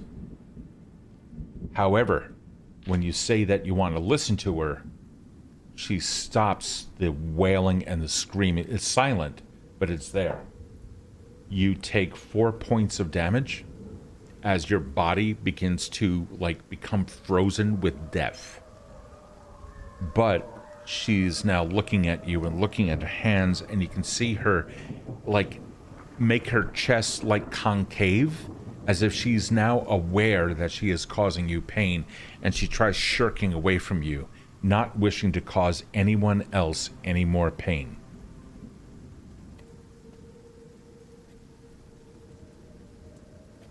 I'm going to squeeze the invisible hand once, but then I'll pull away because I don't want her to feel like she's hurting me. But if it loses the connection, then I'm going back and I'm just gonna. You're not getting the impression that you physically touching her is establishing any connection at all. But she sees me? She when you began to take on pain, did you react? I think I was trying to like grit down so that I could be there. Like, so she had somebody there. The longer you remain in contact, the more hit points of damage you will take. You are understanding that. Do you remain in contact with her? No, I squeezed her hand once, the invisible hand, and then I pulled it away. Yeah, as soon as there seemed to have been a moment when she was able to sense that she had caused you pain, and then shirked back away from you to prevent that pain from continuing. But now you have her attention, or she has your attention, it seems. Role play this out. Can you see me? Her eyes scanning the area as if to hear a sound, but she doesn't know where it's coming from. Look down to the right a little bit. There's no reaction like that. But every time you speak, she turns her head a little bit more towards your direction. Okay. Okay, about there. Hi, I'm Bramble. You're Alara. And you're hurting. And a lot of people here are hurting. She begins to turn away from you, as if your voice were nothing more than noise. And again, she tries. Come back. And again, she tries singing, and you can hear her singing, and then she stops in frustration, and then slams her fist against an invisible wall, and storms off, and drifts back. Your voice isn't hurting me. She doesn't seem to acknowledge your presence while she's undergoing those actions. She's lost again. I'll follow her around. I don't know how to reach her. Well, when you spoke and said that you had wanted to listen, you got her attention. Right. And so can you sing for me? She stops. She looks at you. And you begin hearing her sing. There's also the sky begins to clear a little bit, and the motes of light begin sinking back into the ground. And as she sings, she looks at each mote of light, and it begins to dissipate, and then she switches her view again and sings again. Her voice is light, it's beautiful, it's melodic, and it carries on the wind. And her singing causes all of them to disappear, except for one that was on the far end. I'm gonna go. Keep singing. Don't stop. I'm listening. It's beautiful. And I'm gonna run to Alric's moat. Okay, thing. you do. You go there, and as you get closer, you can kind of see the vision of a young man standing there in noble attire. Just lost, absolutely lost, but as if to hear something, but unable to find out where it is. I just punched right through that moat, and I grab his hand, his invisible hand. Your hand goes right through it. I'm gonna be like, hey. Yeah, the moat. Remember something. When you touched the wisp, it felt like really thick air, and then it eventually did it. Anywhere outside of that has no effect. Yes, the wisp is what I want to emotionally latch onto. Hopefully he feels a presence through that. So excitedly, because I'm just I found you. Yeah. I'm gonna punch through, not through all the way, just sure. in. Yep. And say this way, Alara's this way, It seems to be every one of your physical touches, it's like pushing a bubble in the air. And every one of your delicate punches seems to absolutely guide him. Punching seems to cause us a little bit of confusion. Violent action, you discover, causes bad. Yeah. Causes disruption. She's like trying to be very gentle, but she's so excited. So she's like, okay. So, and she like totally stims out, and she's like, okay. This way. I'm like, capture this way. Let's go. Alara. You end up bringing him back across the glade. You continue to do it here and there. You continue to push. And as you get closer to her, her voice picks up more, and he seems to have a better idea of where she is, until finally, within the last 10 minutes or so, or last 10 feet or so, he seems to lock gaze, and the two of them lock. Her voice cracks just for a moment, but then she continues singing. And as she does, their two motes come together, their forms disappear, and the motes begin encircling each other and moving around the glade as if they were dancing on that fateful night at a masquerade ball, until finally they fade. I like wipe a tear from my eye. I look down at Barbara. Like, it's so beautiful. Like, oh. It's okay. It's okay. We're all good now. And then I listen. Do I hear any wolves? no, in fact, you begin to realize that the woods that you're in have opened up a little bit. Daylight has already come. Oh. You find the sun just beginning to rise in the color of the sky, the clouds now long since gone, and you wake up at the base of a tree. In the middle of along the grove, just a tree. Oh, okay. And you have ferns that have completely encased you. But it seems like you've been here all night. And it's only in the morning now that you wake up and you realize whatever you did worked. There, you can see the ruins of an old building, the stone foundation. You still see the graves, the unmarked graves all around. Sunken bits of land where underneath a body might lie. You didn't dream it. You did it. But now it's time to move on.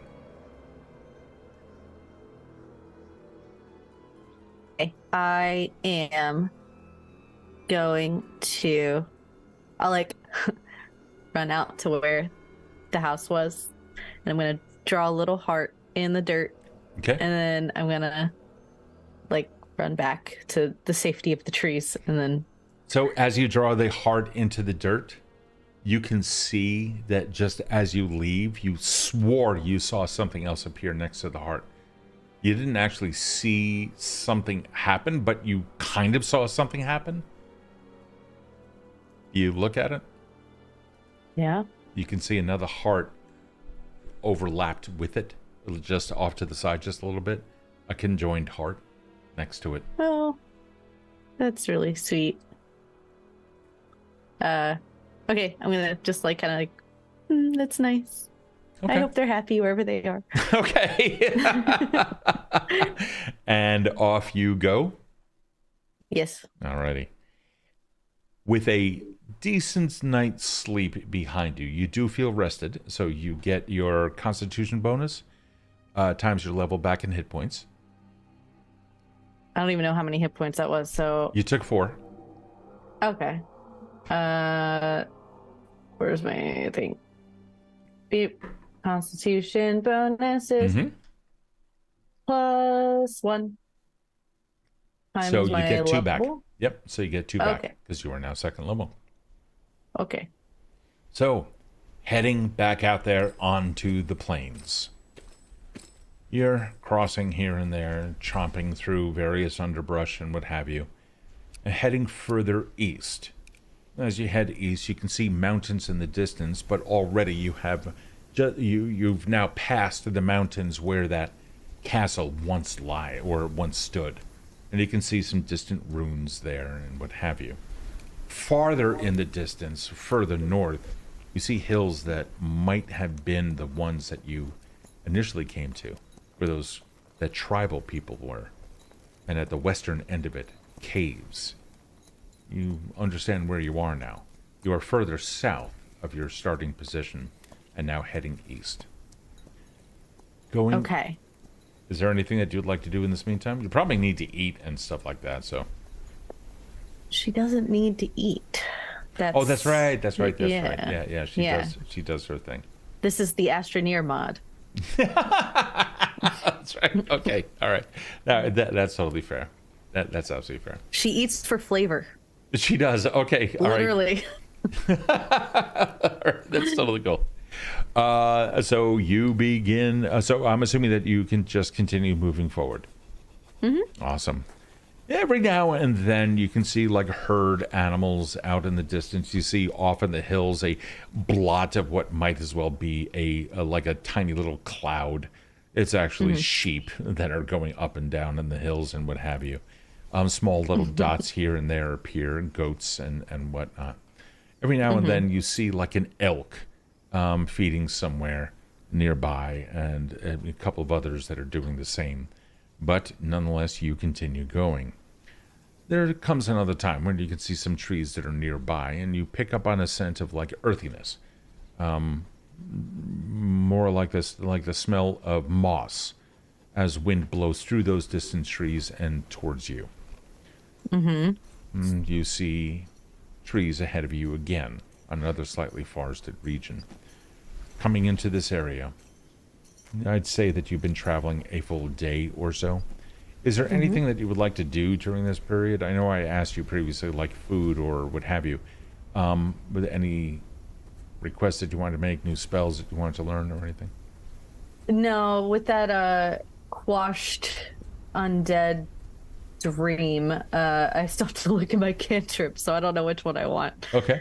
But no, I think I just want to get to like where I need. I think I'm just driven to find the tree. So I'm being very cognizant of like my surroundings. So if it Sure. So let's just say then that you concentrate on your tasks at hand. You remember all of the symbols that appeared around you. And you understand that there were many symbols, and each of those were tasks that you're going to have to accomplish. So you also get the opinion, or rather you're also under the notion that you will have to travel some distance to get to him. And it's going to take some time. So there might be stuff that you need to do beforehand. Sure. Okay. All right, not a problem. You head into the woods in front of you. It seems to be like, very much like some of the other woods and what have you. These woods are a little bit more spread out and whatnot. Sun shining straight down on one particular area. And in the middle of that, you can see that there's like a nice little pool, finally, of some water being fed by a nearby river, or some rivulets that have come down into this slight depression, and a nice little shimmering pool in and amongst them. You can see within the pool that there are tiny little islands, if you will, like little plots of land that you can stand on, but only you would ever be able to stand on it. And on them, you can see some symbols that you recognize. Ooh. Are they like the leaf order of the leaf sigils? No. Ooh. They seem to be symbols of a slightly different kind. You give me a knowledge nature, if you don't mind. Okay. Thanks for the raid. Oh, we got a raid? Hold on. I don't even have my thingy up. Eldritch Osiris Games. Hey, Eldritch Osiris, thank you so much for the raid. Wow, party of 6, hello. So because you got a raid on your next roll, how many? 6 people? That's awesome. So you can claim the equivalent of advantage on your next roll if you wish. Hell yeah. Oh, good, because I got a 9. Yeah, you go ahead and re-roll that if you want. Courtesy of Eldritch Osiris. So. Thank you. Where's the nature check? And that's with a +7. Oh, Jesus. Wow. 16, that's better. 16, yeah, that I would definitely say that's a lot better. All right, no problem. Yeah. You take a look at them. You recognize them as symbols of elements. Now, in Evindale, there are 8 elements. 4 of them seem to be represented, the more terrestrial ones or the more traditional ones. You recognize one as being fire, water, air, and earth. Love that band. Okay.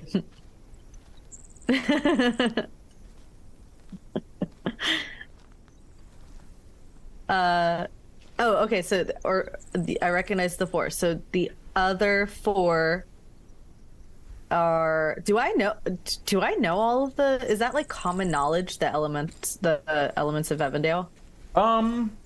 It's like one of those things. Yeah, I mean, to some, it's like the knowledge of gravity. They know that it exists, but they don't understand why. Well, no one really understands why. But, others might say, well, it might be gravitons, So it's one of those things that is understood, but not everyone understands it on the daily.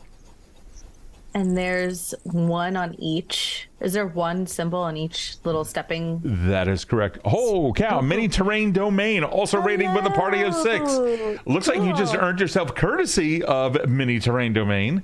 You just earned yourself another equivalent of advantage on your next roll. So, awesome. Yay, good. Yeah, that's a very good thing. I'm about to Squid Game it and can we get right? Oh my God. Can we please get shout outs for Eldritch Osiris games? Erin, let somebody else take care of it, please. And mini terrain domain. Alrighty. So you can see the small 4 islands. You understand that they are symbols of at least 4 of the 8 elements. Again, air, earth, fire, and water. Okay.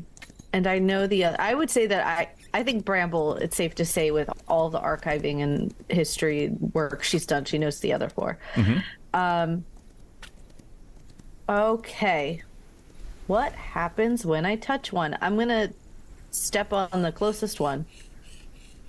Choose one. Earth. That seems safe.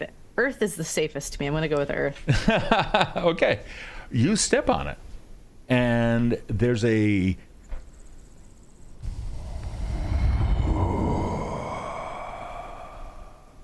You feel a rush of a low tone like the earth itself spoke, and the ground beneath you trembles slightly but then settles in. Your feet, being a Leshy, have a direct connection to the earth, like literally. And you can see a small glowing, as if like an autumnal color change. The symbol itself changes into that of a sturdy oak leaf and then settles in and stops glowing.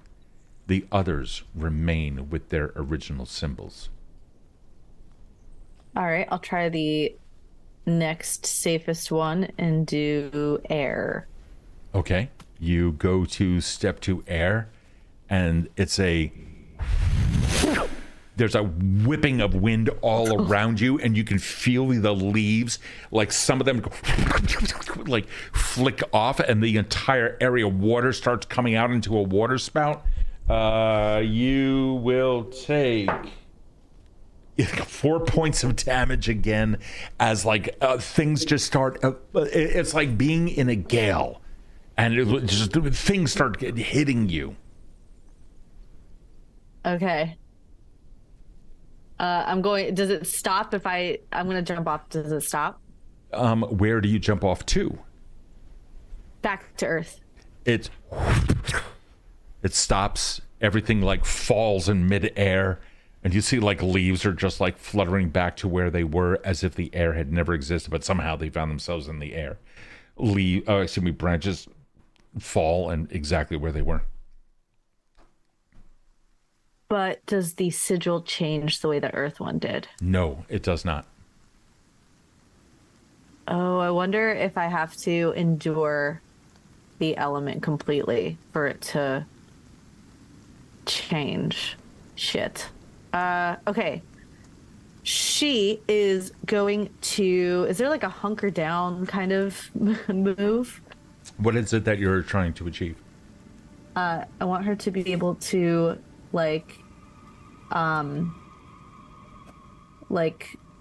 root into the tornado proof herself, root into the stepping stone so that the wind doesn't fuck her up again.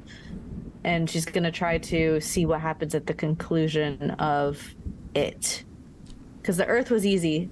That one and the sigil turned and glowed and turned shape. And it didn't happen when she left when she got off the air one. So I'm hoping that maybe if she completes it, it's like a battle of endurance kind of thing.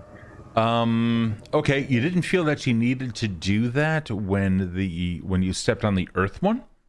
Oh, I assumed it was because it was just my thing. Does it look like there's any sort of like closed door or something around that this will lead to opening, or there's no door? Random? This is a glade that contains a pool of like shimmering water with four little islands in the middle of it. Other than that, it's woods all around for days. I stick my head under the water. What's under there? It's about that deep. Why is it? Everything is so small. I feel like I'm so small. I mean, towards the middle, it goes down to about that deep. You know. If I just run straight across those stepping stones, just go pop, pop, pop, pop, pop, all 8. Well, there's only 4 of them again. There's only 4, not 8. There's 8 elements. There's only 4 stones. 4 stones. Okay, I thought it was I only recognized or 4 small islands, I should say. No, you see 4 of the 8 elements represented on here.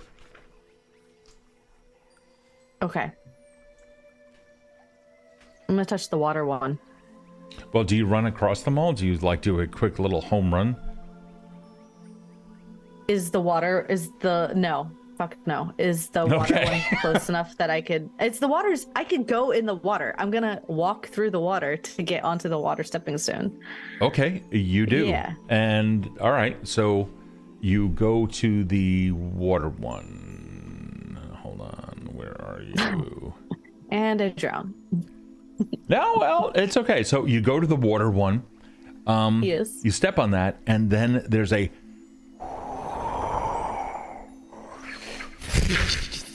the water around you starts swirling a little bit around your feet, and it comes into a delicate embrace and flows between your ankles, and almost like an eternity sign, flowing all around.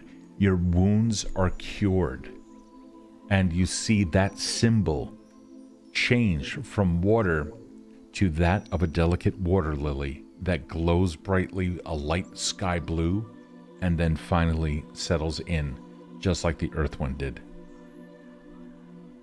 Okay.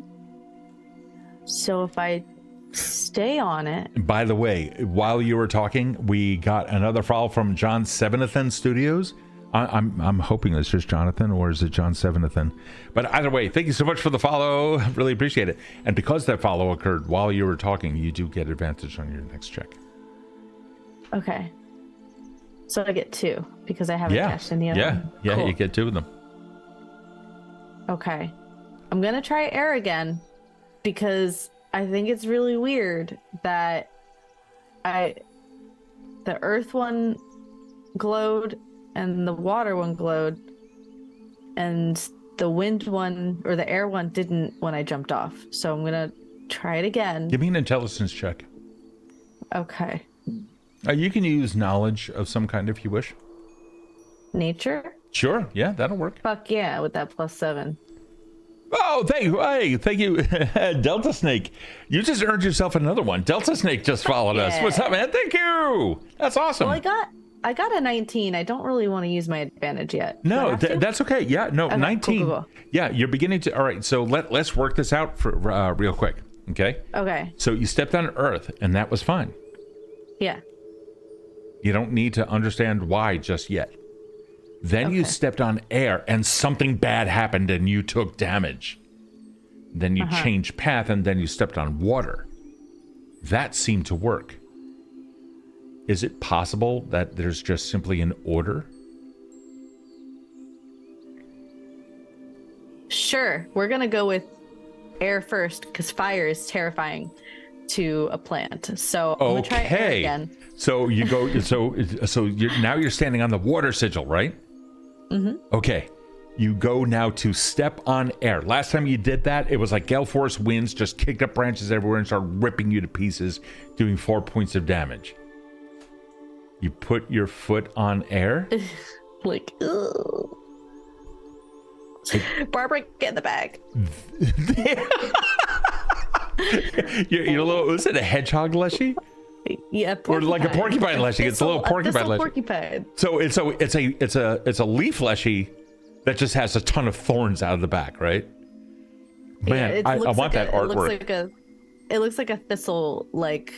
Oh, that's so cute. The body and the head, like the nose is like the end of the thistle bulb.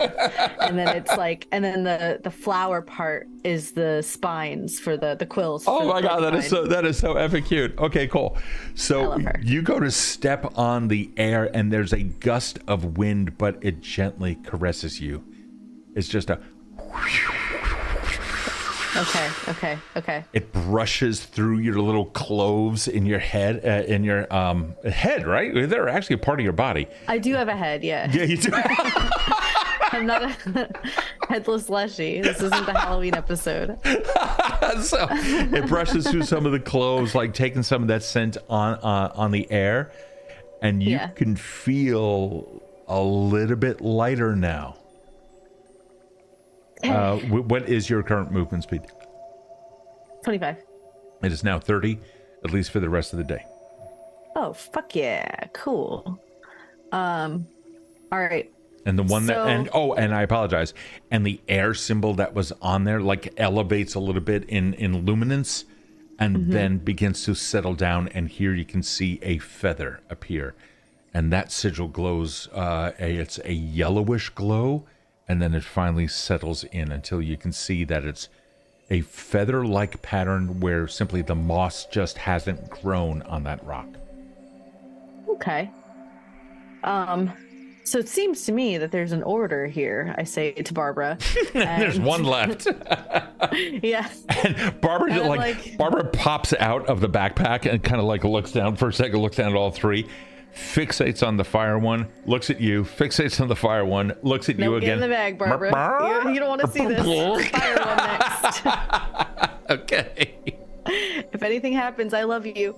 And I'm like shaking it off. And then I'm going to trepidatiously. Trepidatiously? I think, trepidatiously. Okay. You know, it's fine. Sure. And that word probably doesn't even exist yet in Erin. So she just made it up. Okay. And she's going to step like one and then just go like, ugh, and then like jump over. And then, all right, not a problem, but you put foot down. Yes, I do. Okay. All right. Totally cool. And as you do, the whole thing bursts into a small flame that just encircles your body, and it dries you of some of that moisture. But you can also see the singeing of the dead leaves that were on you until they begin falling off. And because, just like in a forest after it burns, new growth comes on. Oh, lovely. That feels wonderful. New haircut. So you will get back the 4 points that you lost. So you're back up at full. Cool. Okay. I add that. And then that fire then subsides. And as it does, there's a lovely little presence which is left. That's right. You see the fire symbol. It glows bright until you can't even tell that it's a symbol anymore. And then it fades. And you see what appears to be a pattern of sticks into that of a radiant sun.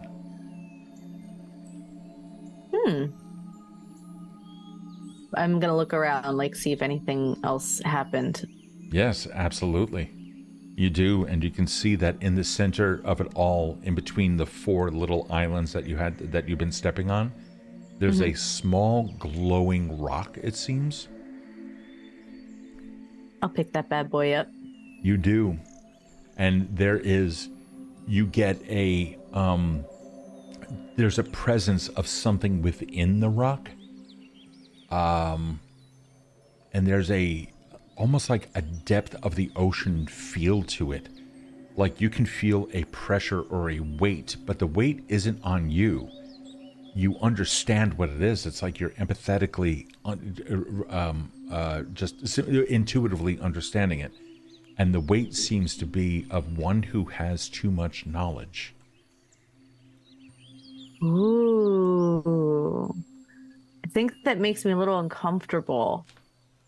Bramble is like holding this rock. Mm-hmm. And you can feel that there's a tremendous amount of pressure contained within it. It's almost like, you know what? Give me a perception check. Yeah. Let's find out what happens. I'm gonna probably use one of my... Oh, no, I'm not going to use an advantage. That's a 19.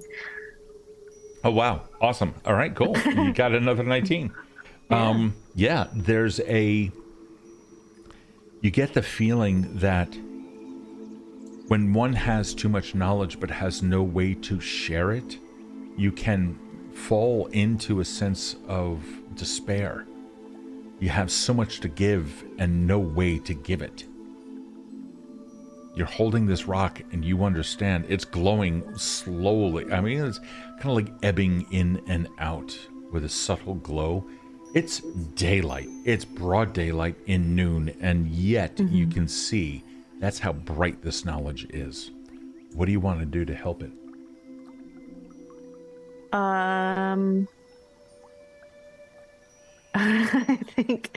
I think Bramble kind of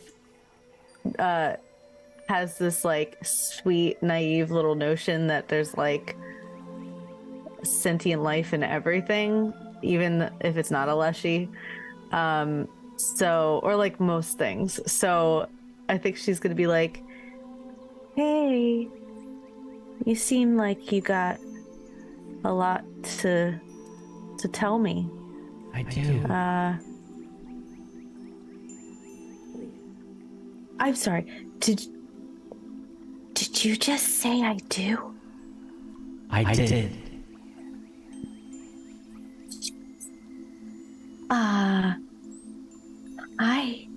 I'm Bramble.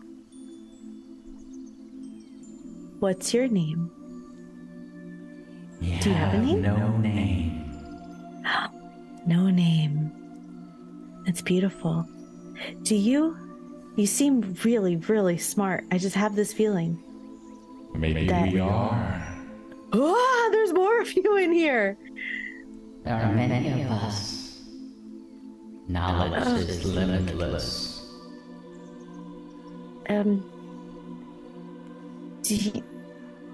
Do you want to share some of that knowledge? There doesn't seem to be an answer. Just a little pause and a little bit of time passes. Like, to let some of that welcome all seekers of knowledge. You understand the elements and the order in which they must be. You have solved this. You may ask us a question, and we will gladly provide it.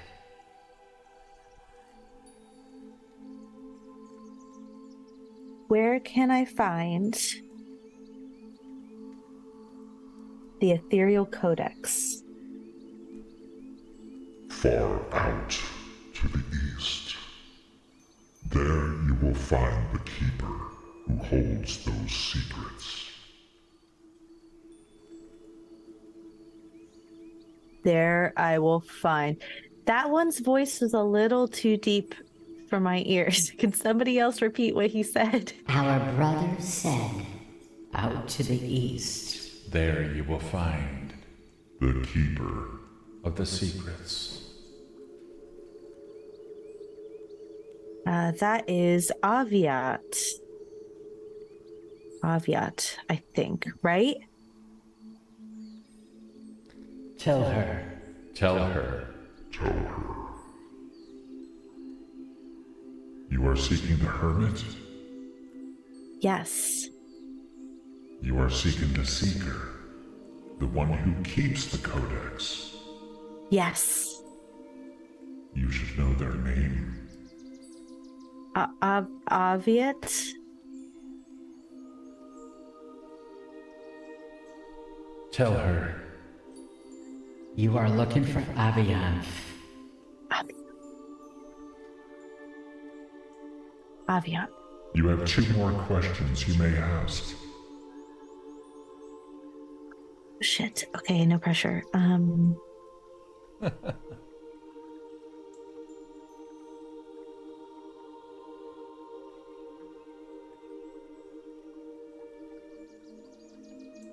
If I find the ethereal codex, will that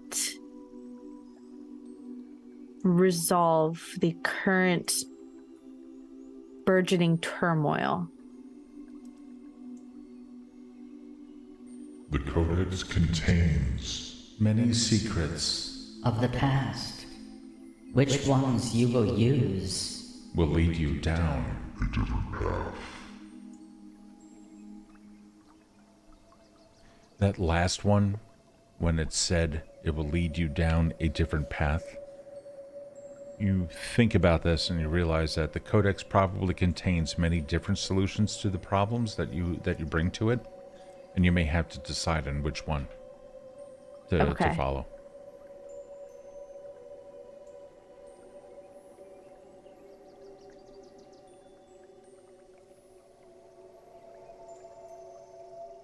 Do you think I could do it?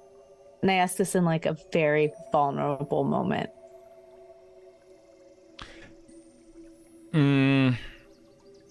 Are you attempting to deceive it? Are you No. attempting to trick it into providing you with an answer of like validation or something? No, I am putting this problem into perspective based on what I have accomplished and how much bigger that, like, every stage, everything that I learn, it feels like this is a bigger and bigger quest. Okay, now you're standing on the fire one, right? Still? Yeah. Okay, ask your question again. Do you think I can do it? There's a glint of a shine of the oak leaf from the earth one. Then the water one lights up, then the air, then the fire, then the earth, water, air, fire, earth, water, air, fire. You realize that this is the pattern that you established, that you figured out. You may ask your last question. Oh, that was my last question. You could ask 2 more. That was one. Oh, so you said 2 more and I asked the 2. Okay, cool. Oh, well, hold on. What was the second question you asked? The what happens if I find, like, if I find the codex, is it going to solve the turmoil? The first question was where's the codex? Right, that's out to the east. What's the second question? The second one was, when I find the codex, will it solve the burgeoning turmoil? Right, that's right. Okay, depending upon what you read and what you take out of it, then that's going to provide you with the solution. Yeah. And the third one is, can I do it? Do you think it's possible for me to do this? In between that one and this one, they said you had 2 more questions, so you still have one left. Cool. Okay. Just trying to be cinematic about it.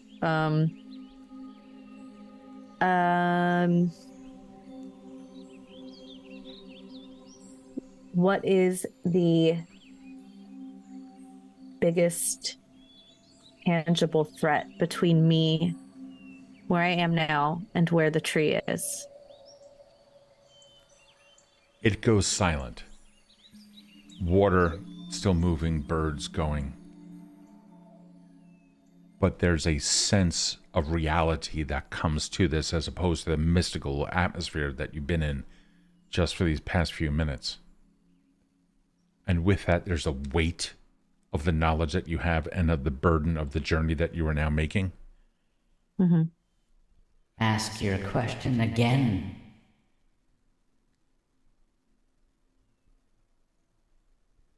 What is the greatest tangible threat between where I am now and where the tree is? Yourself. Yourself. Yourself. It is you.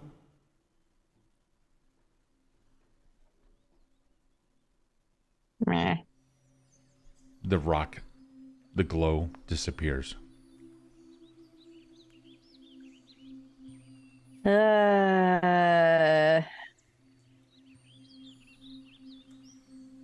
Okay. That was weirdly motivating.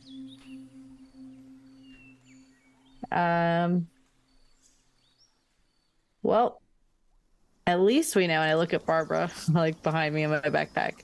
At least we know if we come across any mean giants or trolls or anything like that, I gotta look out for me. And I'm gonna Barbara's like looking back at you and goes, just goes right back into the backpack. She hates me. And I'm gonna jump off the, like, kind of like unceremoniously, just gonna like jump off the rock and like tighten up my straps, my backpack straps, and go towards the east. Okay, and you continue for the remainder of the day's journey, heading out into the plains of the east, where you can see some hills off in the distance, as you can only imagine that that is where you're going to go. Nighttime begins to come, and the windswept plains have, like, it's just wearing on you. These things are just never going to end. The plains just go on. There's bramble here and there, and then life springs up out of the ground, and you can see a small trickle of water. And then over there, there's some, like, a verdant patch of greenery in which animals have like stopped to feed. But now you are under the open sky, and it's the wind has now begun to pick up to some degree. Is there anything that you would like to do before you continue?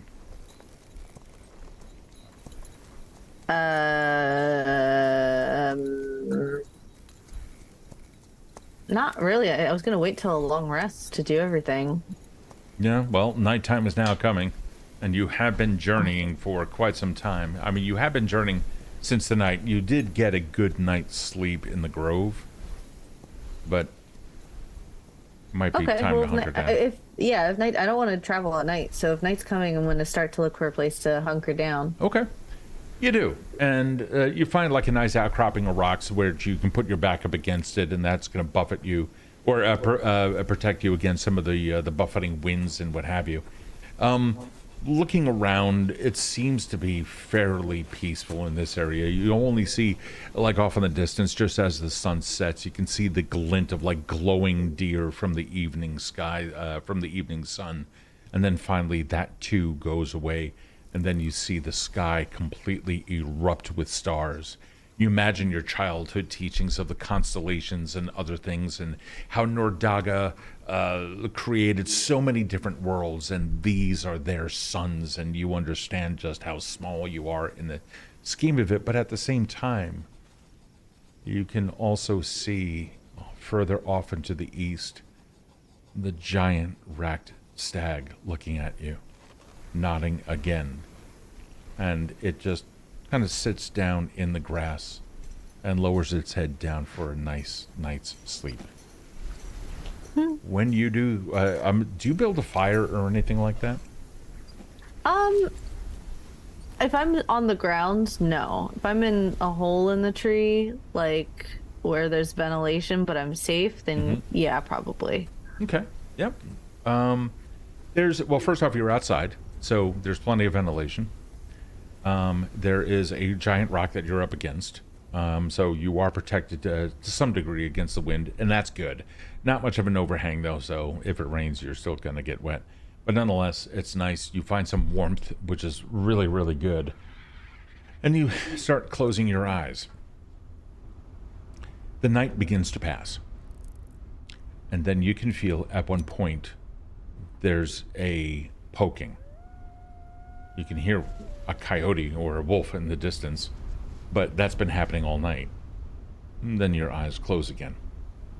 And then you feel another poking. And then staring at you right here in your face, you see a snout, and it's Barbara. Oh, Barbara. What? What do you want? And do you have to go out? We are out. she's like scratching at a nearby rock. Yeah.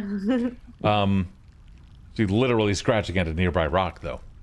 She runs over to a rock and and then comes back to you, looks at you, goes back over to the rock, scratching it again, looks down at the ground. All right, hold on a second. I'm coming. So that's like 7 feet away. It's like 7 feet to the east. It's really nothing. It's right next to, next to the large outcropping. You step over to it. Give me a reflex save. Oh, cool. Barbara, why would you do that to me?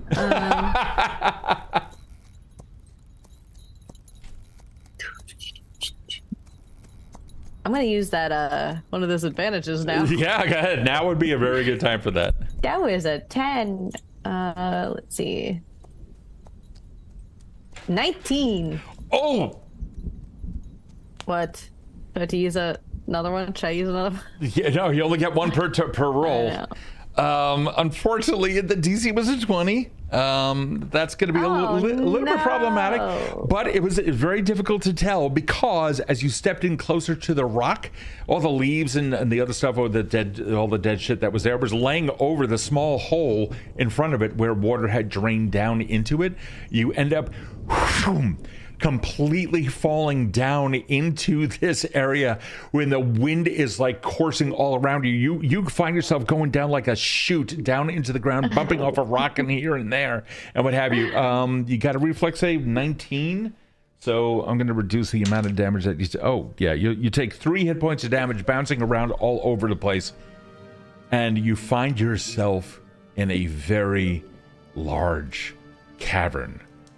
You can see barest of night sky very far above you, but you tumble down a long wall, and all around you smell ammonia. Ooh.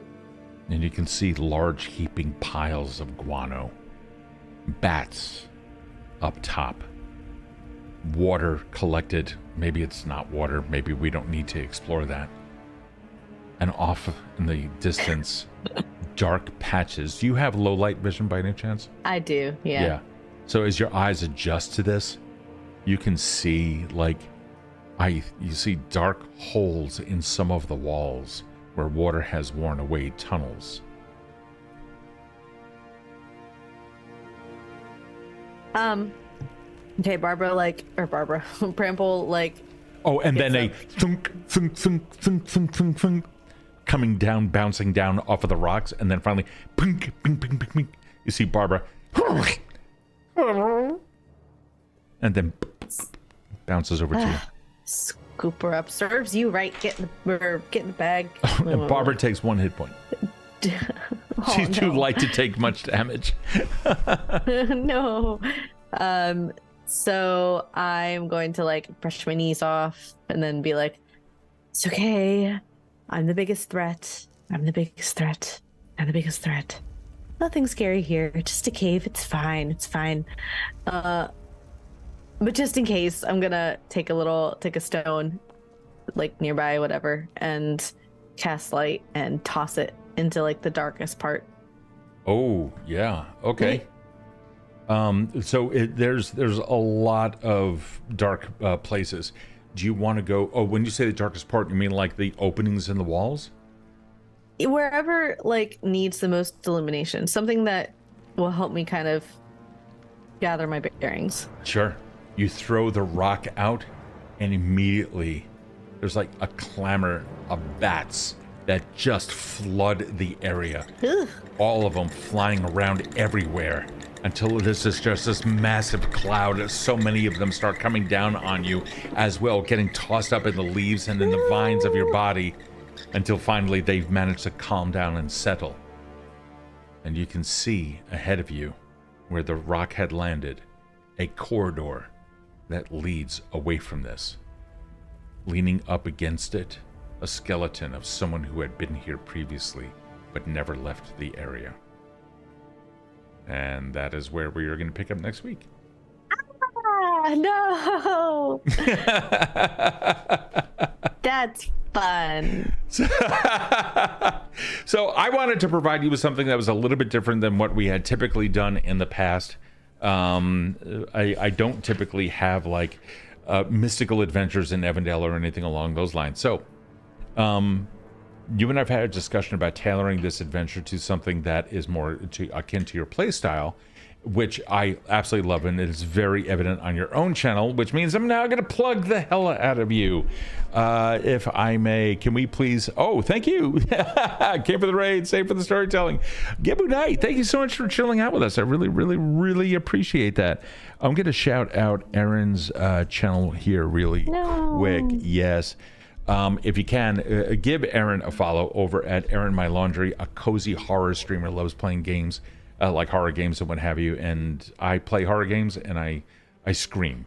Erin does it and takes it with a complete panache, and it's absolutely wonderful. So if you have the opportunity and you're into cozy horror streaming, go check out Erin.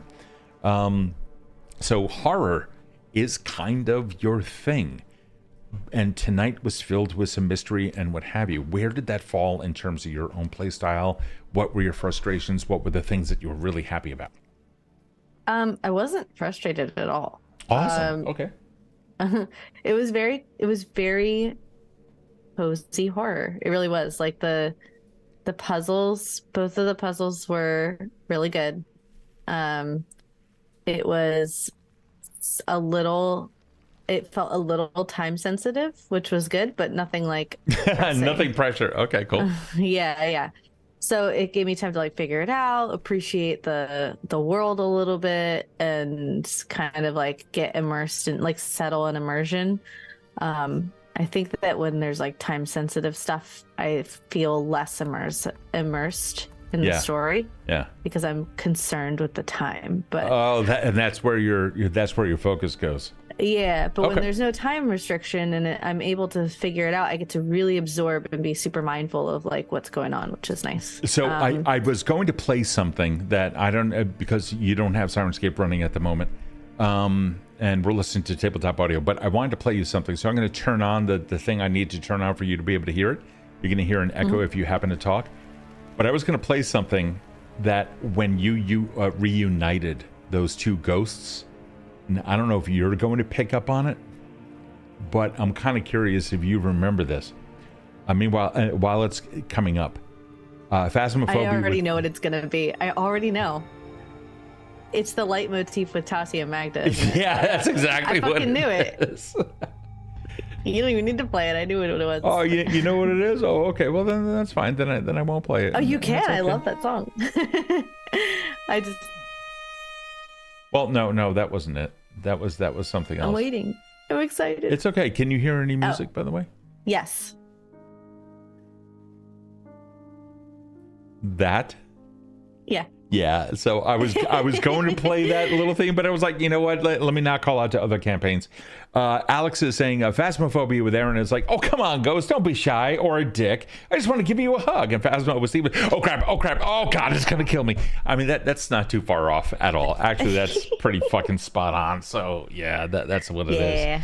And Raffle absolutely started out as somebody who was like, hey, what's this stream? Well, actually, I think you knew Raffle first, right? Raffle was a follower on your stream first? Yes. I think we were surprised to find out that I think he followed you longer than he followed me. Raffle, did you? Well, I mean, whoever followed you followed me first. So yeah, sometimes that happens. Anyway, for those of you that are followed, welcome to the Evan Dweller community. Self-named. They chose that name, and I fucking love it. We do have a Discord, by the way. So if you want, like seriously, it's a very happy, warm community, completely inclusive. Did we just fucking do that? Yeah, we did. Yeah, we did. So follow Discord. You've never met either of these people. They are completely not. Save yourself. What a dick.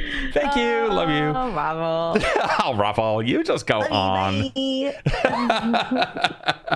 Anyway, you guys are absolutely amazing. Erin, would you do us the honors of finding us someone who we can raid, please? So It's not somebody playing a tabletop game, but it's a tabletop player playing Bramble the Mountain King. Are you serious? Yeah, it's Myriad. Can we read Myriad? So actually, if we're plugging, I'm also in a game on Sundays called Brindle. Merber She Streamed. It's using the Brindlewood Bay system powered by the Apocalypse, and it's really fun. It's on the Liching Hour. And it's just a bunch of ladies, old ladies solving crimes. And it's super cozy. So, yeah, if you wanna follow me there too, that's cool. That'd be amazing. But yeah, so I will send you the link in the Discord where you're gonna send everybody. I think it'd be a really great idea. Okay. If that's cool. Yeah, go ahead. Send me. I don't have Discord up. But how do you spell it? MYR. IAD. Is it two I's? Nope. Just one. A myriad. Okay. _X. X, just X, the letter X. Mm-hmm. Okay, myriad _X. All right, cool. We're going to send you guys over there, and thank you so much for joining us tonight. Really, really, really appreciate it. We stream Mondays, we stream Wednesdays, and soon enough there will be a new Friday Pathfinder 2E hardcore epic campaign starting up on Fridays, like I said. So next time that we'll be streaming here on this channel is going to be Wednesday evening, 8:30 p.m. Eastern. That is New York time for those of you that want. So guys, thank you so much for hanging out. Stay adorable. Love you all. Love you. Drink water. Yeah, drink water. Love yourselves. Hail Satan. Bye.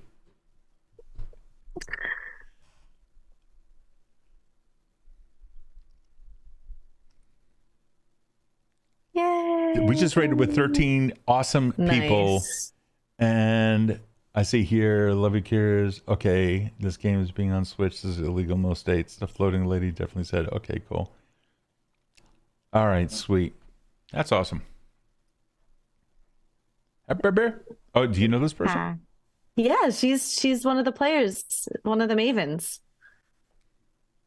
In the Sunday game. Oh, in Merber. Yeah. Oh, okay, cool. Sweet. Yeah, she's really great. Cool. Okay, I have to go pee. Okay, love you. I love